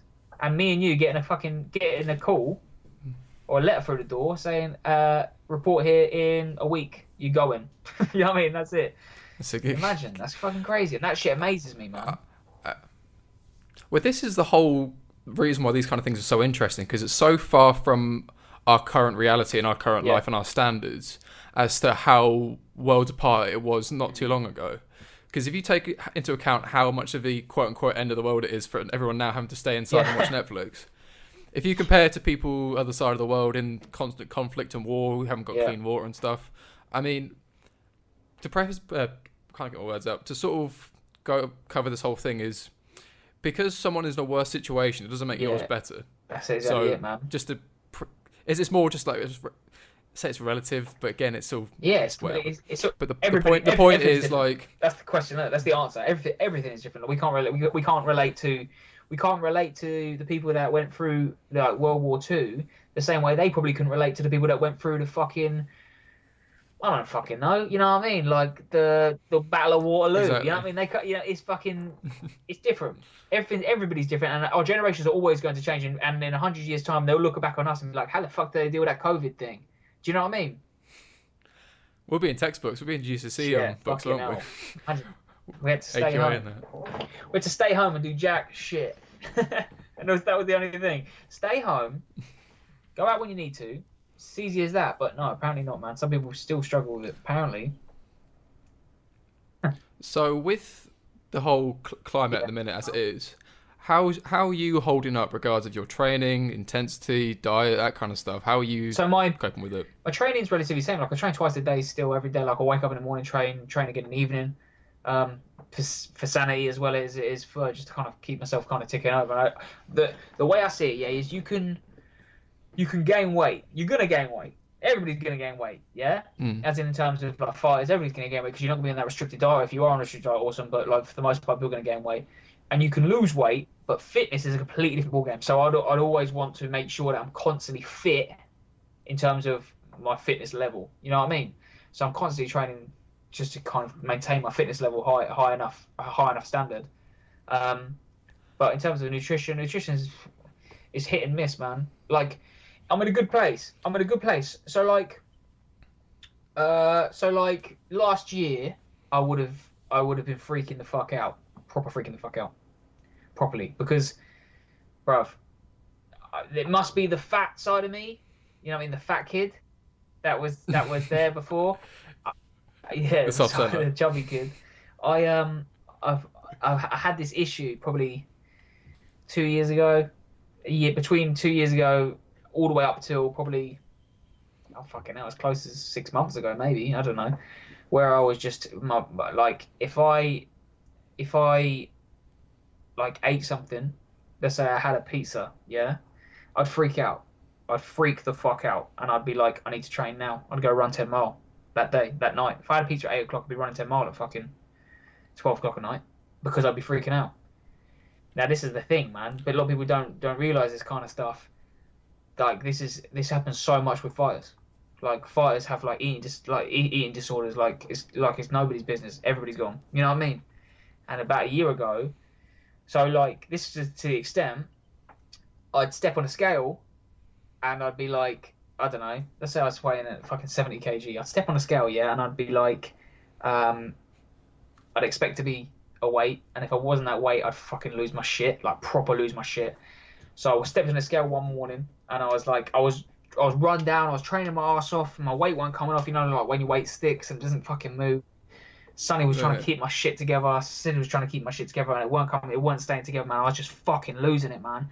So then I stepped on the scale and it didn't say what I wanted to say, so I just fucking dashed it at the ceiling and then threw on it down, fucking stamping on it, smashed the shit out of the scale. Lost my head, lost my head. Called my missus, and missus was trying to calm me down. It wasn't fucking happening, man. I don't know what, I just saw red, man. I went mad. And I used to do that as a kid. I used to kind of lose it every now and then, but this is the first time since then. And that's when I realised, I was like, shit, I've probably got an actual problem here, man. I went sparring, went straight to training. So I did my first session. And about an hour later, I kind of calmed down a little bit, went to my next session. And Nico, do you know Nico? Nico was there, yeah. And so it was like, you sparring Nico? Yeah, I didn't tell him about anything. So I didn't tell him I was angry or anything like that. He goes, yeah, you're going to stick it going a few rounds on Nico. Listen, I tried to kill Nico, man. I tried to get him in a headlock. Like, I just fucking lost it, bro. This boxing match, bear in mind. Tried to kill him. I just tried to kill him. And I was like, and afterwards, I was on the brink. Like, I was trying not to cry all the time, yeah. Sid was telling me off. He was like, what the fuck are you doing? Like, he was like, what are you doing? What's wrong with you? And, yeah, I was just fucking losing it, bro. And I was trying not to cry the whole time. I was like, I don't know what the fuck's wrong with me. So I come home after that, and I was like, okay, no, I've got a problem. Like, I've got a genuine problem. So I was like, I speak to my missus about it. Like, someone would make a comment to me after a fight. So obviously I'd be like mad skinny before a fight. Mad skinny. We're talking like fucking skinny. Yeah. And someone would be like, hey, bro, you put on a few pounds, man. As if to say, like, you're looking good. And I'd go and cry. You know what I mean? Like, it's fucked up. I had a genuine problem. And I was like, I can't be the only one. So I started doing some research. Turns out everybody was on it. There were so many fighters that had this problem. And it was because, obviously, you train so hard and you exhaust yourself constantly and you're eating so restricted, and then you're allowed to do this thing. And I don't know what the fucking ins and outs are. But yeah, this is the first time I've ever spoke to anybody about it. I spoke to my missus and my family and all that kind of shit, but it's the first time I've properly had a conversation about it. 100%. Are you okay to put this on the podcast then? Do you want to cut us out afterwards? 100%, man. I feel like people need to know like what goes on, man. 100%. I appreciate that. I just want to make sure you're happy with that. As long as you're... Fucking hell. It was at a point where I was like training so much and I was emptying my tank so much, and I was just like, why the fuck is it not coming off, like, the weight? And then I was like, I just want to eat. And then Sonny was like, yeah, we need to fix this. Like, we need to fix this. And without him, I wouldn't have fixed it 100%. Sonny come on and he was like, we're fucking fixing this shit. Like, now. Like, we're getting it on. He goes, so he took my camp, yeah? So I wouldn't eat anything bad for 12 weeks. Imagine 12 weeks, 3 months of just clean, nothing bad for you, no sugar, none of that shit. Sonny come on board, yeah, and he was like, okay, we're changing this. We're 100% changing this, and we're going to fix your relationship with food. And he did. He changed it. So I was like, every 2 weeks I'd have like a little refeed. I had like a little refeed day, or a refeed meal where I could have like a decent meal, and we planned it all out. And I'd come to my refeed meal, I'd eat it, and then I was all good to go, man. I was ready to rock and roll. My next training session was sick. So within 12 weeks, somehow, or maybe not within 12 weeks, within an X amount of time, maybe 3-4 months, yeah, for example, yeah. Sonny successfully, and with conversations, constant conversations saying, look, this is, you know, we're doing this for this reason, blah, blah, blah. It kind of pulled it out of me. I swear to God. And now I'm like, bro, hand me that cake. Like, there'd be a bit of cake down, I'll smash it, and it would just be, or whatever. You know what I mean? Whatever to me. But before, a few years ago, different story, bro. I would have fucking eat that cake, freaked out, started smashing press ups, just there and there. Just started waking up in the middle of the night, started doing press ups, and that was kind of to the extent it got to. And I feel like people need to hear it. God's honest truth. I feel like people need to hear it because people need to know that this shit happens, man. You know what I mean? It's not all fucking sunshines and rainbows, bro. You know what I mean? Well, this is it. People think you just have chicken and rice and then you have a six-pack and then you fight and you win and that's the end of that. I wish it was that easy, but, you know, it's not. But this is so important, you saying this kind of stuff, because the reality is it's not that straightforward. People online be like, calorie deficit and the rest of it. Yeah, but how much are you doing, what are you putting in, how much are you putting out? How is that affecting your mental state? What sort of chemicals is being released when you're doing these things? Because I don't know the intricacies of it. I mean, nutrition's one of those things that is so intricate, and there's so many different things that always change in different theories and philosophies and stuff. So it's so hard to keep up to date with all of it. And it's so good that I think, as much credit as you're giving to Sonny, I think it goes two ways as well. Because you are that honest with yourself and that disciplined, that definitely will help that situation. Because you've PT'd people. You know, if you say, "Oh, I'll do this outside of our sessions," you know when they've done it or not. You know, and that kind of rule with it, because you've got your discipline to stick to your diet because of your own value to yourself as a fighter, an athlete, and as a person for your own well-being. To maintain that standard helps Sonny measure what you're doing as well. 100%. I think that's a real reason why you guys are working together the same way. And same with Sid, that kind of emotional investment you're putting in. Sid was the exact same. He said to me, like, look, it's not the end of the world. You're going to make the weight. And we're so much more calmer with it all now. You know, we're so much more calmer with it all. That's the only time in my life I've ever felt out of control of what's going on in my head. I swear to God, the only time. And it was for X amount of time. And I, fucking hell, man. I was just like, what the fuck is wrong with me? Like, why can't I just... Do you know, I'd eat and I'd freak out, or Or I'd look at myself in the mirror, I'd be like, what the fuck? You put on like 8 kg? Like, it'd be the exact same. Do you know what I mean? And then something triggered, something fixed something went somewhere, and it slowly, obviously, fixed itself, man. But it's so common. And I'm not saying like, I'm not talking like, it's like a mental, I don't know, what's the term I would use? Like, it's not like a mental, I don't want to say illness, because it's not. It's a mental barrier. Yeah, the perspective, that kind of thing. That kind of like. But it's so common with a lot of people. And I'd assume it's more common with people that are like who were fat before, who don't want to get back to that. Do you know what I mean? Because do you still feel like Fat Micky? Yeah, he's still there, bro. He's still there. No, but when you think of yourself, say like existentially, as you are Micky, you are a professional athlete, the rest of it. Do you still see yourself as that? Do you see yourself as in camp, ripped and ready to go? Do you see yourself as, a bit chubby? I see myself as I am now. Right now. A bit body armor. The way I look now, this is kind of the shape I like. It's like I've got meat on me, like I've got like a decent amount of size on me. I don't look like a rat, like skinny and empty. I don't look like Fat Mick. Oi. You know what I mean? I just feel like I'm in the middle, and I feel like this is a good place to be. Like I can kind of eat what I want, train as hard as I want, and effectively kind of keep myself going. But bruv, listen, man, I'm not taking it away from it, because it's like it's entirely mine, but like it's so common. Yeah, it's so common out there, man. And I just feel like everybody thinks that everybody's it's all perfect and there's all this and all that, but it's not, man. It's not. And I'm glad I'm telling you. I feel so good. I'm glad I did this, man. I feel so good telling you, because I was having a conversation with my housemate downstairs about it like an hour ago, and I was completely fine with it. And I was thinking, you know what?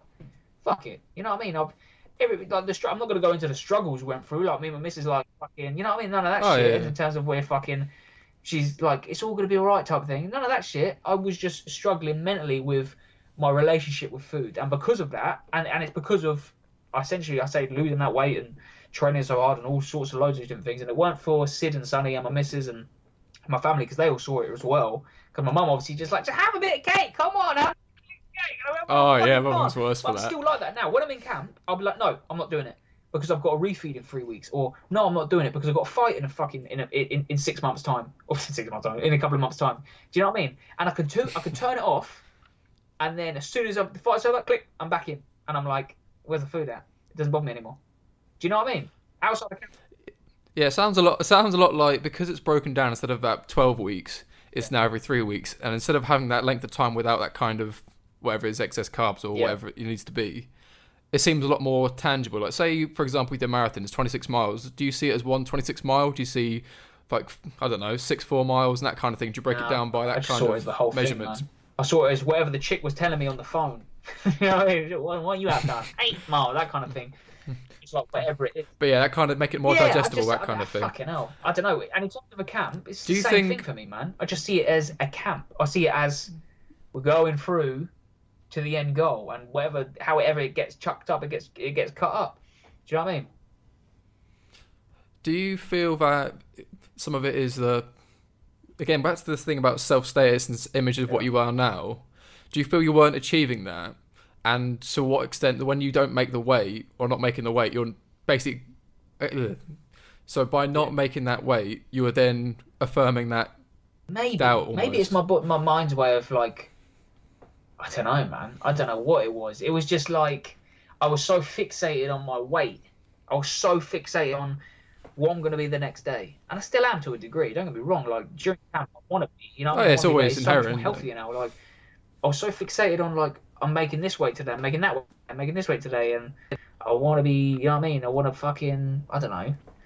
I don't even know what it was, bro. I don't know what it was, because it was unhealthy at the beginning. I feel like I lost all that weight, gradually. I didn't even see it happen.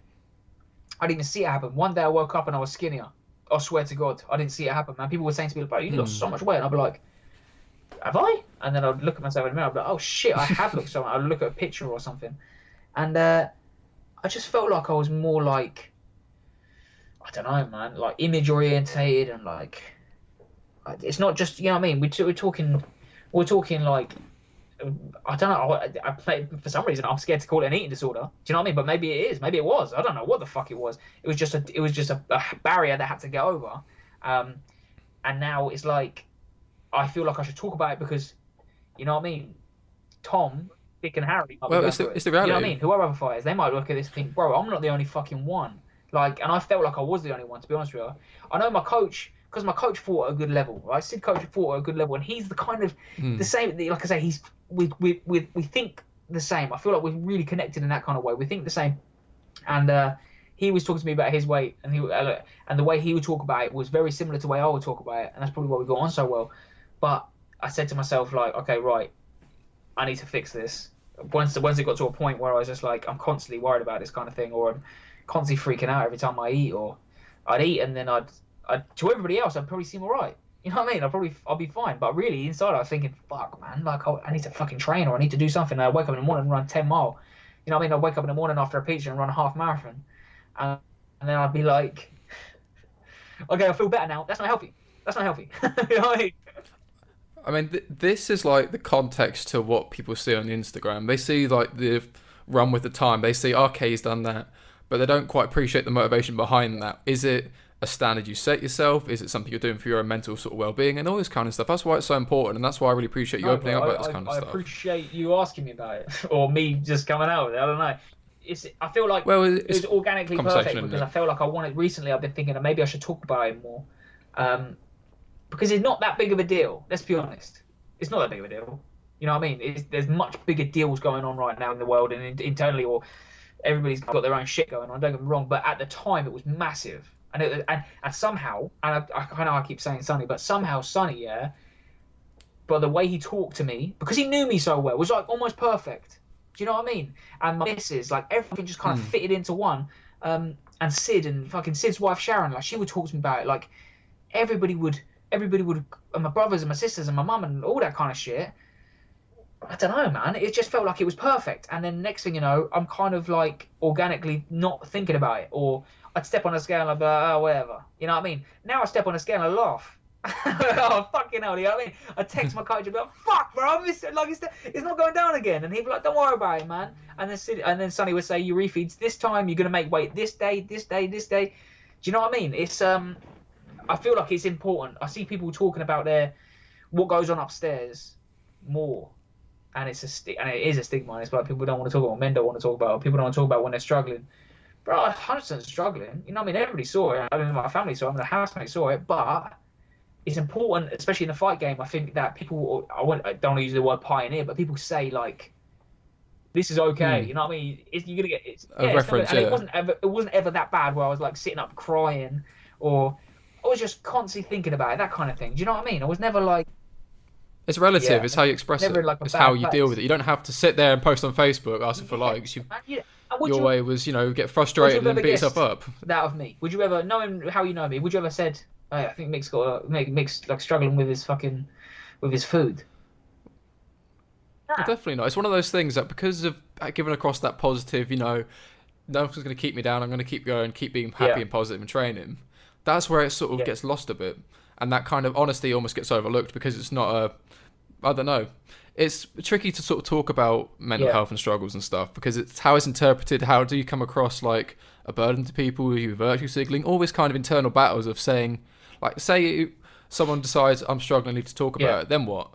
What's their next point of reference? Man. Who do they go to there? That whole conversation. And it's a big thing. What you said there was your outlet of it. What is the sign it's an issue? The fact you dealt with that, because the whole story there, I took that as you've had your experience as like a learning curve of how you deal with your nutrition in camp regards of efficiency and also your mental side of it, and then dealing with that as a collective thing. Like if you take it to where you with sparring in the sense of how hard you go and damage you've taken and all that kind of stuff, if you spar hard all the time and you said, you know what, I can't keep doing this isn't healthy for me or my well-being, you'd be right to say that. But what if I told you spar a bit lighter, be more technical, do more pads, all this kind of stuff? So you're not removing that entirely, but what you're doing is you're managing it more efficiently. And this is what is so interesting about these sort of people's way of dealing with mental health, because it's a huge spectrum. I'm not going to pretend I know the be all and end all everything, but people talk about it like you can beat it outright, it's gone.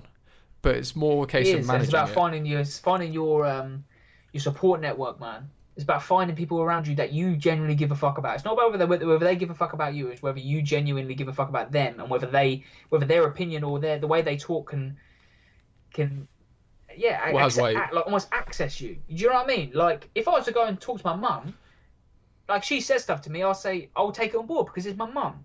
You go to fucking, I don't know, and they say to you, hey, Mick, do this or do that, and you'd be like, no, fuck you, because I don't know you and you have no weight on me. You know, and that kind of thing. So it's about establishing your support network. It's about not just establishing your support network, but establishing, I use the word your really strongly, that your support, like who you want to talk to, who you feel comfortable like opening up to.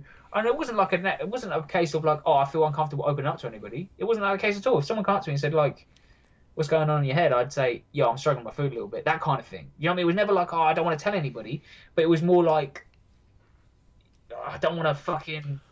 What you've said there is absolutely perfect, because what you've said there is it's specific to the individual person. It's not a one size fits all thing, because people outside of certain mental health issues will say a looping statement of reach out, talk, which is important, but it doesn't cover every basis. If you say I'm struggling with depression, saying out loud, it can help you get to the stage of dealing with it, but that's not going to work like for say, everyone. hey, I'm struggling with depression, and then you'd be like, oh, I'm fixed because I've said it and it's out. It's not the case at all. I'd imagine. I've never had. I know I'd even pretend to. We want to preface this saying this is our 100%. interpretation and just an outside perspective. This isn't fact. This is our interpretation. Maybe some people built up so much where they say they tell someone I'm struggling with this, and then they feel 10 times better.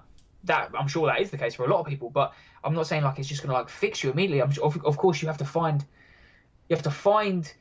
the people around you that you give a fuck about, and people that have the weight on you that can genuinely access you as a person. You know what I mean? And make you grow as an individual. Like, I feel like post this, I am in such a better position for everything now. I don't know how to explain it. Like, my mentality, but towards everything has kind of like matured as I've got older, and kind of post this, like, I don't want it to sound like it's this massive deal, because it wasn't this massive deal. It wasn't like I'm struggling with everything. Like it wasn't that at all. It was just like I had a problem.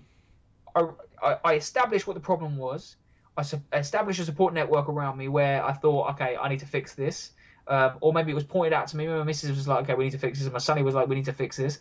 And now it's fixed. And I'm not saying that's going to be the same way for everybody on Earth. I'm not saying it's the same way for anybody at all. But for me, that's how it is. And I don't want my problem, though it's completely subjective, like my problem might be 100% and your problem might be 100%, and you might tell me your problem and it'll be like 10% and vice versa. Do you know what I mean? I don't want it to be like that. It was just one of those things that I feel like if I was to speak about, I feel like more people are struggling with it than we realise. And I feel like because I went through that kind of patch of it, I can relate to these people. Maybe they can relate to me, and I feel like maybe they need to hear it as much as I needed someone to say to me, yo, you got a problem. Do you know what I mean?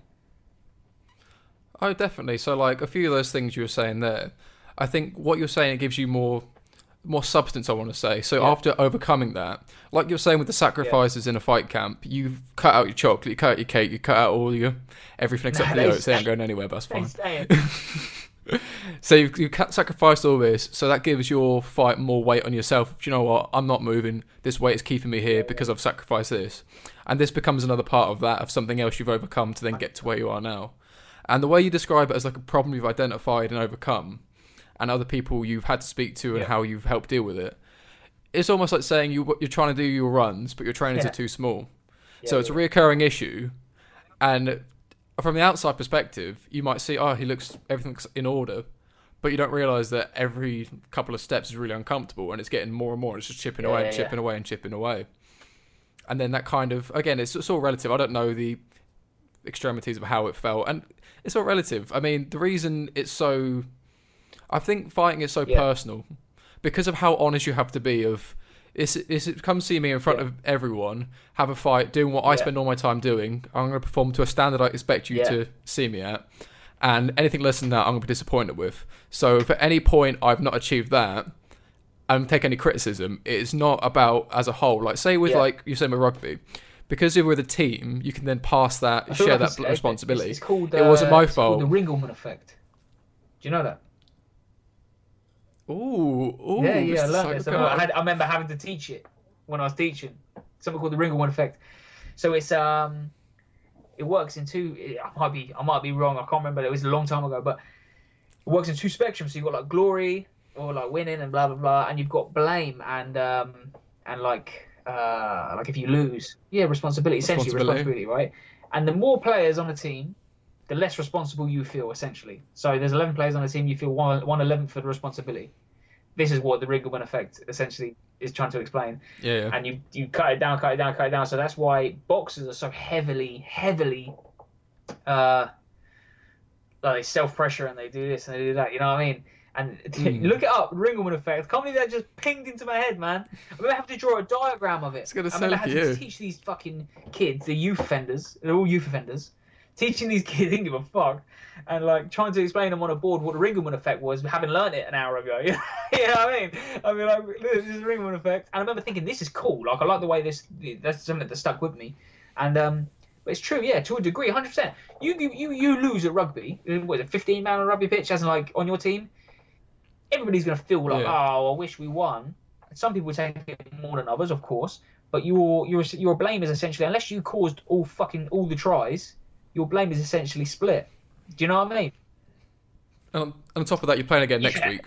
Whereas a fight is like... The crazy thing about fight sports, man. 2-3 times a year. The crazy thing about fight sports is the fact that it's the time between them. You'll never get used to it. Do you know what I mean? You'll never get used to it. I don't feel like I could ever get used to fighting. Well, that is an interesting point. A few things before I let you go. First of all is, what I said about advice for your first fight, there's a few different stages. What advice would you give yourself? One before your first title fight, one before you turned pro, and one to Fat Mick before you started getting into anything properly. I would give my advice to Fat Mick. I'd say do exactly what you're doing, because I have to do exactly what I did to get to where I am now. Everything. Do it. I wouldn't change a fucking thing. I'd say do exactly. Go through what you went through. Do all that shit. You know what I mean? Anything that all this, anything. Go through it all. I wouldn't change a fucking thing, man. Honestly, I wouldn't even say get into boxing earlier. I wouldn't even say like go back to boxing. Honestly, I wouldn't, because there was a time in my life where I was just going out every fucking weekend and eating whatever the fuck I wanted. I didn't give a fuck. Do you know what I mean? I didn't give a fuck. And I'm so glad I did it when I did it, 100%, because that's where I am now. Because I'm where I am now. It's like the butterfly. Come on, bro. I'm dropping bombshells. The butterfly effect. Oh. What's that? Oh, here we go. Ashton Kutcher. Catching effect, the butterfly pose. Hypothetical thing. Yeah, if you're in a different dimension, if something else and then something didn't happen, then everything else would then correlate and something else wouldn't happen and all this kind of stuff. Come back and the world's gone. You know what I mean? And Ashton Kutcher makes a terrible film about it. I used to be terrified of that film, bro. I used to be terrified of that film. I used to read his journal. It's horrible. Oh, God, throw me back now, man. Oh, yeah. He's a brown belt now, I think, Ashton Kutcher. But anyway, that's the next conversation. My G, bro. Or Keanu, I won't go there. We'll go there after. I wouldn't tell him to do jack shit. Before I signed my pro contract, before I turned pro, I would say maybe not everybody's in it for the long run. You know what I mean? Not everybody's in it for the long run, man. For some reason, yeah. So like everybody. What do you mean by that? In fighting, people see you as a number. Like they see you as like a dollar sign or a money sign, man. That's all it is. That's all it is to a lot of people. A lot of people see you as like just a number. Like especially like we're talking like when you sign a contract, so you got promotion or that shit. They just see you as a number, man. They want X amount of money coming in. They don't give a fuck about your capability or any of that shit. And I wish I knew that at the beginning, because I'm so much smarter now, having just seen it. No, I've not really experienced any of it, just kind of seeing it for other people, learning from others. Do you know what I mean? It's So, without assigning a value, then, do you then aspire to then be worth more financially at that point, or just not, or being somewhere more conscious about your well-being? I'd say just more, just understand that not everybody wants you to do your best for you. Some people have external fucking, you know what I mean, agendas. Okay, so except there's a bit of that was agenda my biggest thing when I first turned pro. Was like, oh shit, like this is money. This is the money game, man. Like this is all money. It's all money. Everything's money. So I wish I knew that, 3 years ago. Well, it's not even a wish I knew that. I learned it in the end. I just feel like I'd probably benefited from you learning it earlier. Do you know what I mean? I'd say in the end where I am now, and now I know I'm much more. It's helped me more in life because I see through people so much easier now, man. I see through it. I see through like the fake people, man. I see fucking mile off, man. Honestly, it must come from somewhere. But for some reason, even since I was little, I've always been able to just walk in a room and know who's a dick. Like I don't know how to explain it. I'm like just people must just give off vibes or something. But I'd say to myself back there when I first started, I'd say maybe just be aware, man. Just be aware that people like not everybody's in it for you. People are in it for the cash. Bear that in mind. That's a bit less like naive yeah, and situation and stuff. And before I have my first title fight. Yeah, like so. This is like where you start peaking a bit more. You've got this bit more of a profile as such. Is like okay. I would say. Yeah. I would say to myself before my first title fight, I would say, remember why you started, man. Remember who you're doing it for. Because it's very easy to lose yourself. If you met my family, you'd understand that I'll never be able to lose my head. I'll never be able to lose my head ever. I could be world champion, fucking 4 different weight divisions, and I'll never be able to lose my head because of the people that I surround myself with, and my family. They will never let me because they're so fucking brutal. Yeah. Well, that's what you need. You need to get the shit ripped out of you. You need to get roasted. Professional athlete, you know what I mean? Still the brunt of everything. Still get hammered. Anytime we're together, I get my ass kicked. Do you know what I mean? It's insane. It's insane. You know honesty. What I mean? Yeah, that's what it is. And I will never. These people are the people that I need around me. You know what I mean? These people that saying it now doesn't mean shit, but in a few years' time, it's gonna matter, and they're the reason I'm doing it. The reason I'm doing any of this, honestly, the God's honest truth, the reason I'm doing any of this is because one day I want to be able to go out to my mum and say, "You ain't never working again." Do you know what I mean? I want to go to my dad and say, "You ain't never working again." That's the only reason I do it. I want to give my family and say, "None of you motherfuckers have got to ever work again, ever. You haven't got to do shit. You can do whatever the fuck you want for the rest of your goddamn life on me." You know what I mean? And my family's family and my family's family, and then I'll build something out of it because that's the only reason I'm doing it. Honestly, I swear to God, it's not the love of the sport will get you so far, bro. I love the sport. I love fighting, but it will only get you so far. Like willpower will only get you so far. You have to have like a why. You have to have a reason for all of it. And my why is because of them. It's not because of me. If it was up to me, I'd be an Ibiza, you know what I mean? There's an expression, I think it's from Nietzsche, the philosopher. I read about it earlier. It's any why will be able to outpower any how. So your why is the reason you can get out of bed and go for your runs. Because how are you going to do it? How are you going to get the motivations? Because your why is that much more significant. Organically changed into maybe, I mean, it's my whole family. It's bringing them through, but it's everybody around me, man. Everybody around me. Anytime I've got someone who, people inspire me. Like, I don't know, man. I don't even know how to explain it, but like I'm inspired by like people coming up to me. Big Dan Lash on the ground, bro. Yeah, them ones. Yeah, man. So like, wow, look at him. People inspire me. Like, watch him go. Seeing people put work in, that inspires me. Seeing people just fucking, I don't even know how to explain it, man. When I've got someone. You said it best a while ago. Was so watching people hit pads gets you so gassed. Watching Liam Harrison hit pads, I want to go do Muay Thai in Thailand. I see a video of him hitting pads. I'm like, bruv, my head's like a fucking truck. The noises it makes as well. A truck, bro. But I see these people and it just inspires me to push a little bit harder. And without my missus, I got to say to her, man, like without her, I would not be where I am now. No fucking way. No fucking way. Because at the beginning, when sometimes I'd wake up and I'd be like, oh fuck, she's the one already up making me a coffee, making sure I'm up, making sure I'm running. You know what I mean? Making sure I'm doing that shit. She never once complained. Never once. Like she'd say, oh, we've got to go to here for my brother's whatever, and I say I can't, I got to train, or we've got to do here, I can't, I got to train, or how long are you gonna be? I have no idea. You know what I mean? She'll be in bed. How long are you gonna be? I have no idea. I might not be back for 5 hours. Never complain once. Never complain once because she understands the process.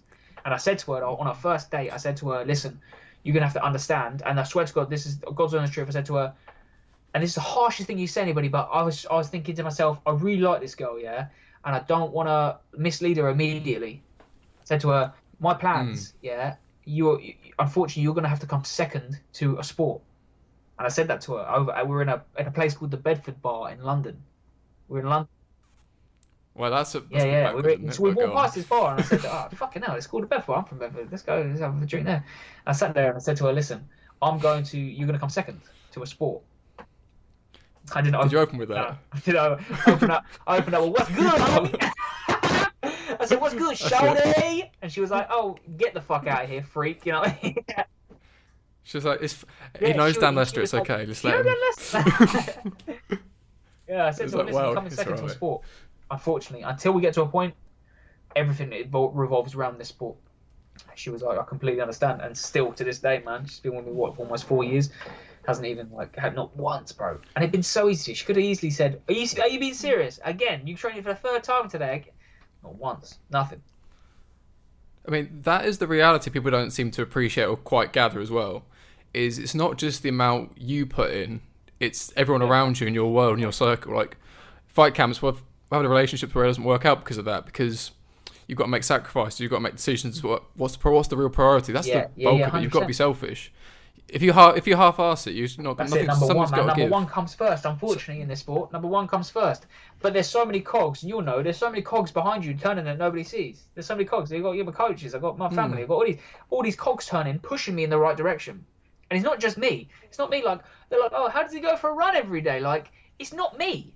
It's not me. It's everybody else. Like they're pushing me in the right direction. Now it's me just kind of like following the tide almost. You know what I mean? Like. Yeah, when you've got people behind you that believe in you as much as you do, your life becomes so much easier. Honestly. So, one more thing to get into before we shoot off. When you get these accolades, so you say you've got your first belt, do you feel an X on your back when you go in the gym? Yeah, 100%. We go sparring, when we get East Area sparring together, bruv. Everybody's trying to take my head off, but that's awesome. That's what I love about it, man. Everybody wants to bang out. Everybody wants to be the guy that knocks me out. You know what I mean? Or knocks any pro that walks through the door. These boys don't give a fuck. You know what I mean? They want to be the guy that fucking lays that guy clean out. Don't get me wrong.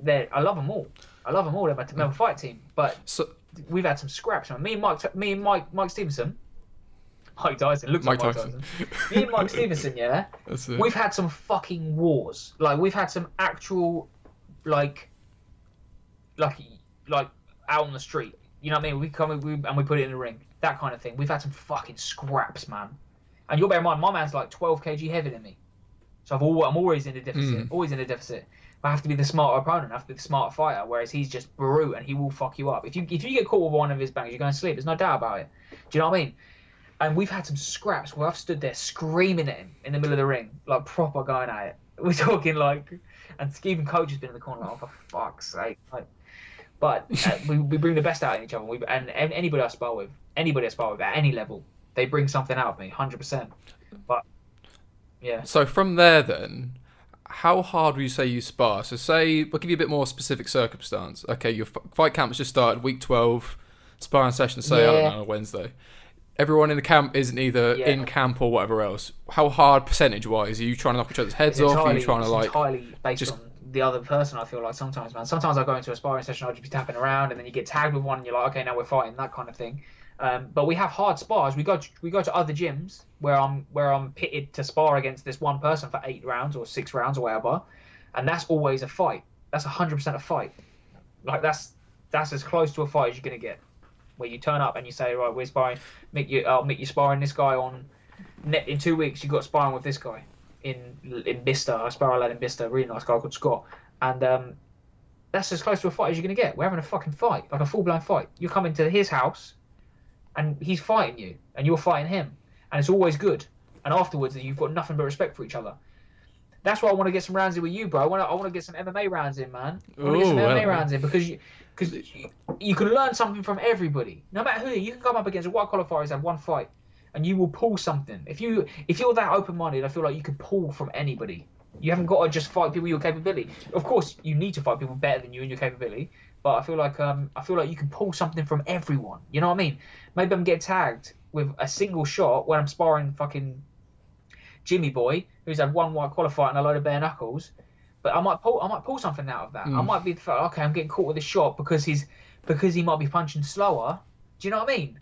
I feel like something unorthodox, a different perspective, that kind of thing. It's like, well, that's what you need. That's what's going to keep you developing this stuff. Because this is where open-mindedness is so important. This is where I've always had this still. I tell you where I always struggle with jiu-jitsu and MMA and stuff is that absolute battle between the sort of standard fundamentals, the flashy Instagram shit, and what actually works. That sort of triangle of what, 100%. what's what, and as much as my mentality has always been, the fundamentals aren't going anywhere. Let me try this spinning leg lock shit. Let me try all this different kind of stuff, and just that's one way to lose friends, I think. But yeah, it's just that kind of thing of having that mindset, and then really with this, it's more getting at having that status of being a pro, having these titles and all the rest of it. Do you then feel you can't try new things and then can't? Nah, I'm the complete opposite, man. Like, I get in trouble for trying things. Do you know what I mean? Constantly doing dumb shit. Wondering why I'm getting tagged. But I feel like it's the kid in me. That's refreshing, though. I feel like everybody should be a coachable kid at all times, all the way through your career, all the way through your life. You should be a coachable kid. You should be able to take advice on and not fucking. Too many men are like, I don't want to be told. I've hit age, or I've hit a certain capability, and I don't want to be told how to do things. No, not at all, man. You should be a coachable kid at all times, 100%. And that's what interests me about MMA, is that you have to be a coachable kid in order to get anywhere. When you're starting off, you have to be. Like, you're not better than anybody. You know what I mean? I might have done striking my whole goddamn life. I've done like Muay Thai, I've done all sorts of crazy shit. But hey, man, you know what I mean? Maybe there's a fight there one day. Who knows? Well, that's the question we had on Instagram. Would you ever consider a career in MMA or a couple 100%. Amateur fights or whatever? Not just fucking no, scope, bro. There's another scoop. 100%. I will fight in MMA. Mark my words, I'll fight in MMA, and not will I only fight in MMA. I'll get my ground game to a decent to a level where I'm comfortable. I'll get my striking to a level where I'm comfortable, and then I'll make the jump, and I will say I'm fighting MMA at the end of the year, or I'm doing this at this point. Do you know what I mean? Well, that's something we'll touch on another time. But before we shoot off, do you want to talk to the guys about what your punchathon's about? Yeah. Who you raise money for, to recap. With me and my coach, the old dude, we're fighting from fucking 10 meters apart. We're punching a bag basically to raise money for the NHS charity, which assists with everything. In fact, bro, let me record this real quick because this will be cool, isn't it? The Inception. It's a thing within a thing. Podcast. You know them ones there. Here we go. Ready? I'll record this and say that obviously we're talking. Me and you are talking. On my Insta story, so you're going to be on it. But that's just a picture of me. It's not a picture of you. Hey. It's a thing within a thing. Get the microphone in front of something. Yeah, there we go. So you just asked me what we're doing. Me and my coach are raising money for NHS, the NHS charity. We're trying to raise as much money as possible. We're going to be punching a bag for an hour, as many times as possible. It cut itself out, bro. Me and my coach are raising money for NHS, the NHS charity. We're trying to raise. Record it like a normal video on your camera thing, and then you can drop it. You're the boy right now, man. I apologise for this. You might have to cut this bit out for you. Nah, it's all good. We can play around with stuff. We'll go again. For anyone looking to get Micky on Instagram, Micky_Mills, Micky Mills Professional Boxing, Micky Mills Professional Boxer on Facebook. One, give me some likes. Hit him up. So we were looking at Dan Lester just asked me on the podcast what me and Sid doing. Me and Sid are punching a bag for an hour. In aid of NHS charities. We're raising as much money as possible for these charities, obviously for our frontline workers, for the people that are doing so much for us at the moment and at this crucial time. And I'm going to whoop his ass. That's what I'm going to do. I'm going to punch a bag for an hour. Oh, we're wearing a sweatsuit and an altitude mask. Before I got to say that. We're in a sweatsuit and an altitude mask. Oh, you left that bit out, didn't you? By the way. Sweatsuit and altitude mask. I'm going to have a pizza before. So I'm like 100% fueled, and then I'm gonna school him, maybe triple his numbers. Who knows? I don't know. Everybody keeps voting for him, so if you voted for him, underdog, you've lost it. You've lost it. I'll rather die than let this fucking guy beat me. I swear to God, he's been giving me burpees for like 6 years for random shit like swearing. So listen, I'm winning, and then when I'm done, I'm gonna stick a middle finger in his face and say, "Fuck you! I told you I was gonna do it." There we go, bro. That's what it's for. It's for the NHS charity. To be honest with you, it's for these people are doing so much for us right now, man. Like an insane amount, and something that we took for granted for so long. We're doing it for them, and we're doing it for the people that fucking. Some people need something to watch, man. Some people need some shit just to. You know what I mean? Like, that's quite funny. Let's fucking watch that, because we're doing something for other people, and it's for them. It's not for anybody else, man. They need it. They need it right now. I need as much money as possible, and we can't thank them enough, man. That's why we're outside every Thursday, give them a fucking big clap. You know what I mean? Yeah. Oh, that was softy. Do you want to shout your sponsors before you go? SHQ, Sean Harvey Quantity Surveying Limited. He's the boy. He's been my boy since day one. He's the one that funded me to turn pro in the first place, funded all my medicals, anything. I wouldn't be able to afford any of that shit. East Area, the badge is a bit done over, but East Area Boxing Academy, obviously hold tight all them man there. MP Project Management Services, they're one of my newest sponsors. Sick guy, Mark Brown. I teach his kid as well, Archie, who's an up and coming boxer. He's a sick kid as well. He's doing really, really well. He's been with me about a year, but these guys are the ones. They're project management. They work a lot in Harpenden and places like that. So if you're about that time, give them a shout. The pantry, the Higgins Pantry, if you've not eaten from there yet, what are you doing with your goddamn life? You have to eat from there. They're sick. They're unbelievable. And one that's not on there is Kinetic Sports Performance. Obviously, Sonny and his company have been with me. Well, Sonny's been with me since the beginning. Kinetic Sports Performance only just come on board as a sponsor like 3-4 days ago. So they're ready to rock and roll now, man. They do a weight cut. They do everything for anybody. They do your sports rehabilitation. They do injury prevention. They do fucking hell, weight cutting, nutrition, everything. They do anything for you. So yeah, they're my sponsors, and I couldn't be here without them. Thank you, Fantastic. Dan, Cheers bro. for coming on, Micky. Well done, man. And stay safe, stay inside. It was sick. Honestly, yeah, appreciate Debut it. Bro. Thank you for having podcast. me on, man. Peace. Thank you for coming. Peace. Cheers for that, David. I think that went quite well.